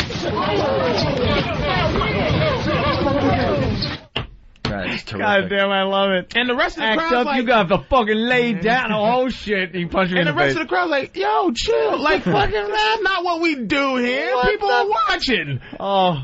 We have neighbors. That's People, this is on tape. Would something like that have made web junk, or would that be too violent? Too violent. Too violent. That's why that show. Yeah, that's good shit. Never would have. That's the shit you want to see. I would have had so much fun laughing at that. Oh, you styling on? Yeah, you could have you styling on him while he's. You could have done callbacks on that the whole show. And yo, lay down. Really? Yeah, really? Really? You got laying the down towel right on now. you? He's making your bed. You gotta think of new slang for punching him in the face. Yo, I just made his bed, son. Yeah. Yo, I just fluffed his pillow for him. You know how embarrassed that motherfucker must be to all his friends and shit? Looking and go like I was owning the motherfucker as I was rapping, and then he just turned around and punches me in the face like that. But really he's going, yo, man. Yo, what happened? Yo, Gliz, what happened? Gliz. Yo, that motherfucker, yo, you saw that shit, nigga. I was eating that nigga up, yo. I was styling on that nigga. You saw that shit? That motherfucker, I was like, listen. That nigga was listening, too. Yo, son, when I told that nigga listen, the nigga was listening. I think. And then he gonna look for a handshake. You gonna get a handshake. Yeah. And yo, man, that motherfucker caught me. Yeah, he caught me. But yo, nigga, did I fuck him? Did I eat his ass up? I eat him up? Yeah, nigga. You think the other guy is playing that fucking YouTube thing for his friends like the Menace to Society tape? You know what? In this day I feel and age sorry right for now, your mother. That shit right there is embarrassing to the game that they were doing. Yeah, it's almost like two people breakdancing. You're supposed to be able to take and one dude kicks the motherfucker as he's doing a better spin. Like he's going to watch this shit. Listen. I'd like to see that. And spin it on his head, and he just comes and kicks him right in his balls because he's better than him. It's embarrassing. It's not. The dude that punched him, you're looking at him like, dude, you're embarrassing. Yeah. It's not embarrassing for the kid that got punched. I mean, niggas got to tease him. How the hell could he even defend against that? He was so sucker punched. Oh, he was eating this motherfucker alive. He's like, he's creating. He's there in his head just like fucking creating. Feeling good. He's in the zone. And next thing he's on the fucking floor going, what the fuck? Happened? It must have been a light fell or something. The motherfucker couldn't have just punched me. That couldn't have happened. What? So a meteor came through the ceiling and hit me in the head. I think a bird hit me at full speed. Something happened. That is unprecedented. Nobody punches you during a rap battle. It doesn't happen. No. All right. Listen. Listen. Very sad news. No lines of the day today. What is that about? What happened? BowDogFight.com wants to know. What? No lines of the day today. No funny lines? Oh, boy. Bowdog. Bowdog is going to be mad. BowDogFight.com. You saying for 5 hours of radio there's no funny lines? There were lots of funny lines. Oh, boy. But? Not a sign of a good show. No, I even wrote in parentheses, does not reflect quality of show. Oh, God. Oh, boy. That's the line of the day. So what does that mean? Just good conversation today? We had a lot of serious discussion on race and... what about Tyra with Kiss My Fat Ass? That would have been a good line. She's going to get line of the day? We can give Tyra the line of the day real quick. Bother, don't fucking... There's no line of the day because there was no line of the day? This is a first. This is sad. I'm going to have to listen to the replay now. I'm going to pick my own lines of the day. People. I'm going to pick out lots of lines of the day. That's what you do in the replay today. Mm-hmm. That's something for the website. How about Pick gang your own signs? line of the day. How about gang signs for the fucking video game? Oh wow, Bill just did the hand shaking back and forth thing. What, Bill? It was okay. It was all right. I can't really argue with that. It was all right. If there wasn't any lines of the day, if there was, it's the fact that there's no lines of the day that one even makes it in. It would have been like a third runner-up on a regular day. Right. Jesus. Right. I gotta agree with him, and I fucking can't stand him. Yeah, it's all about Bill now. Who am I? Yeah, I'm out of this conversation. That's a shit. Well, at least And our first staff member completely dropping off the That's charts. what I was gonna say. It's Bill. At least you guys give him the artistic freedom to decide you have no lines of the day on the show. Bill's Bill's gonna go the way of disco in a minute or two here. You know what Bill then? has artistic integrity. You know what then? Holy shit! I'm gonna bring something up then. We're being honest here. We're being completely fucking honest. All right, I'll be honest with you. There are some days you give the guest line of the fucking day to make him feel better. I fucking know it, too, because I know there are better lines than what the guest fucking said. I know it. But we all say, yeah, you made line of the day. How about you mad because I'm styling on? That's a great fucking line. Listen. And then the smack whap of a fucking punch to the face. So at least be honest. I've never given a guest a line of the day. Your line of the day decisions have always been based on integrity and... Well, we all take a vote. Take a vote. Yeah. Has nothing to do with the guest being there. Dog shit sniffer from Woodside. Here's your line of the day. Fan eats cock. We could pull that real quick. That's horrible. I think. All right, can you do the intro for line of the day, please? Yeah. Here comes line of the day, line of the day.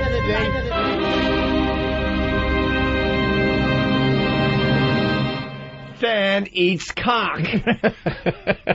Wow.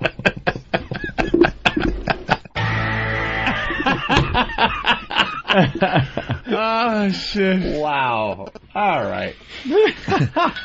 Whoa, hey. Oh, ding dong. Good morning. Who is it? Hello. Good morning. Good morning. Hello. Hi. I think that was a rebellious statement by Bill. Wow, really? Against the oppressors.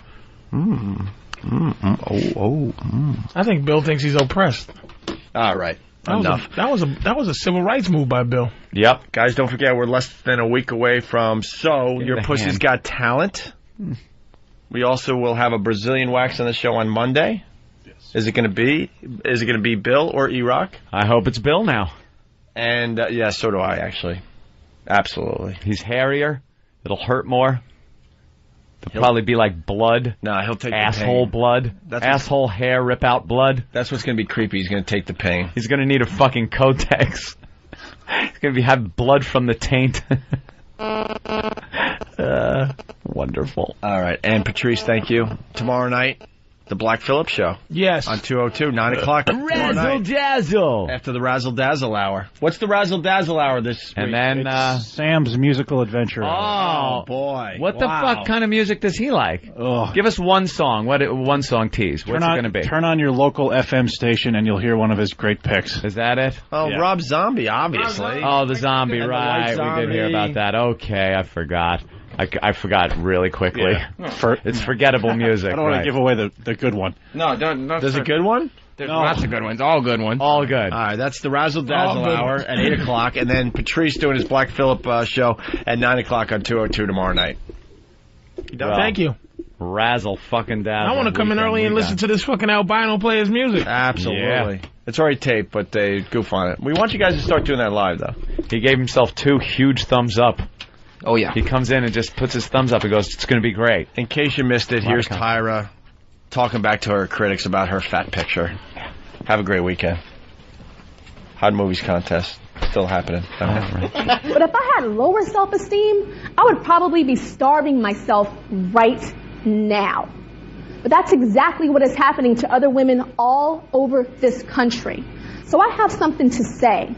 To all of you that have something nasty to say about me or other women that are built like me, women that sometimes or all the time look like this, women whose names you know, women whose names you don't, women who've been picked on, women whose husbands put them down, women at work or girls in school, I have one thing to say to you.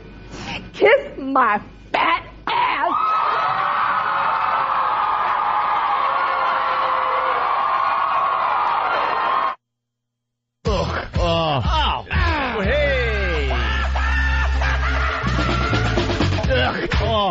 Hey! Hey!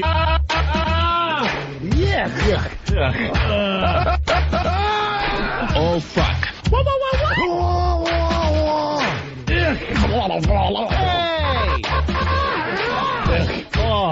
Hey! Hey! What the hell's going on here? Awful. They're just awful. Awful people.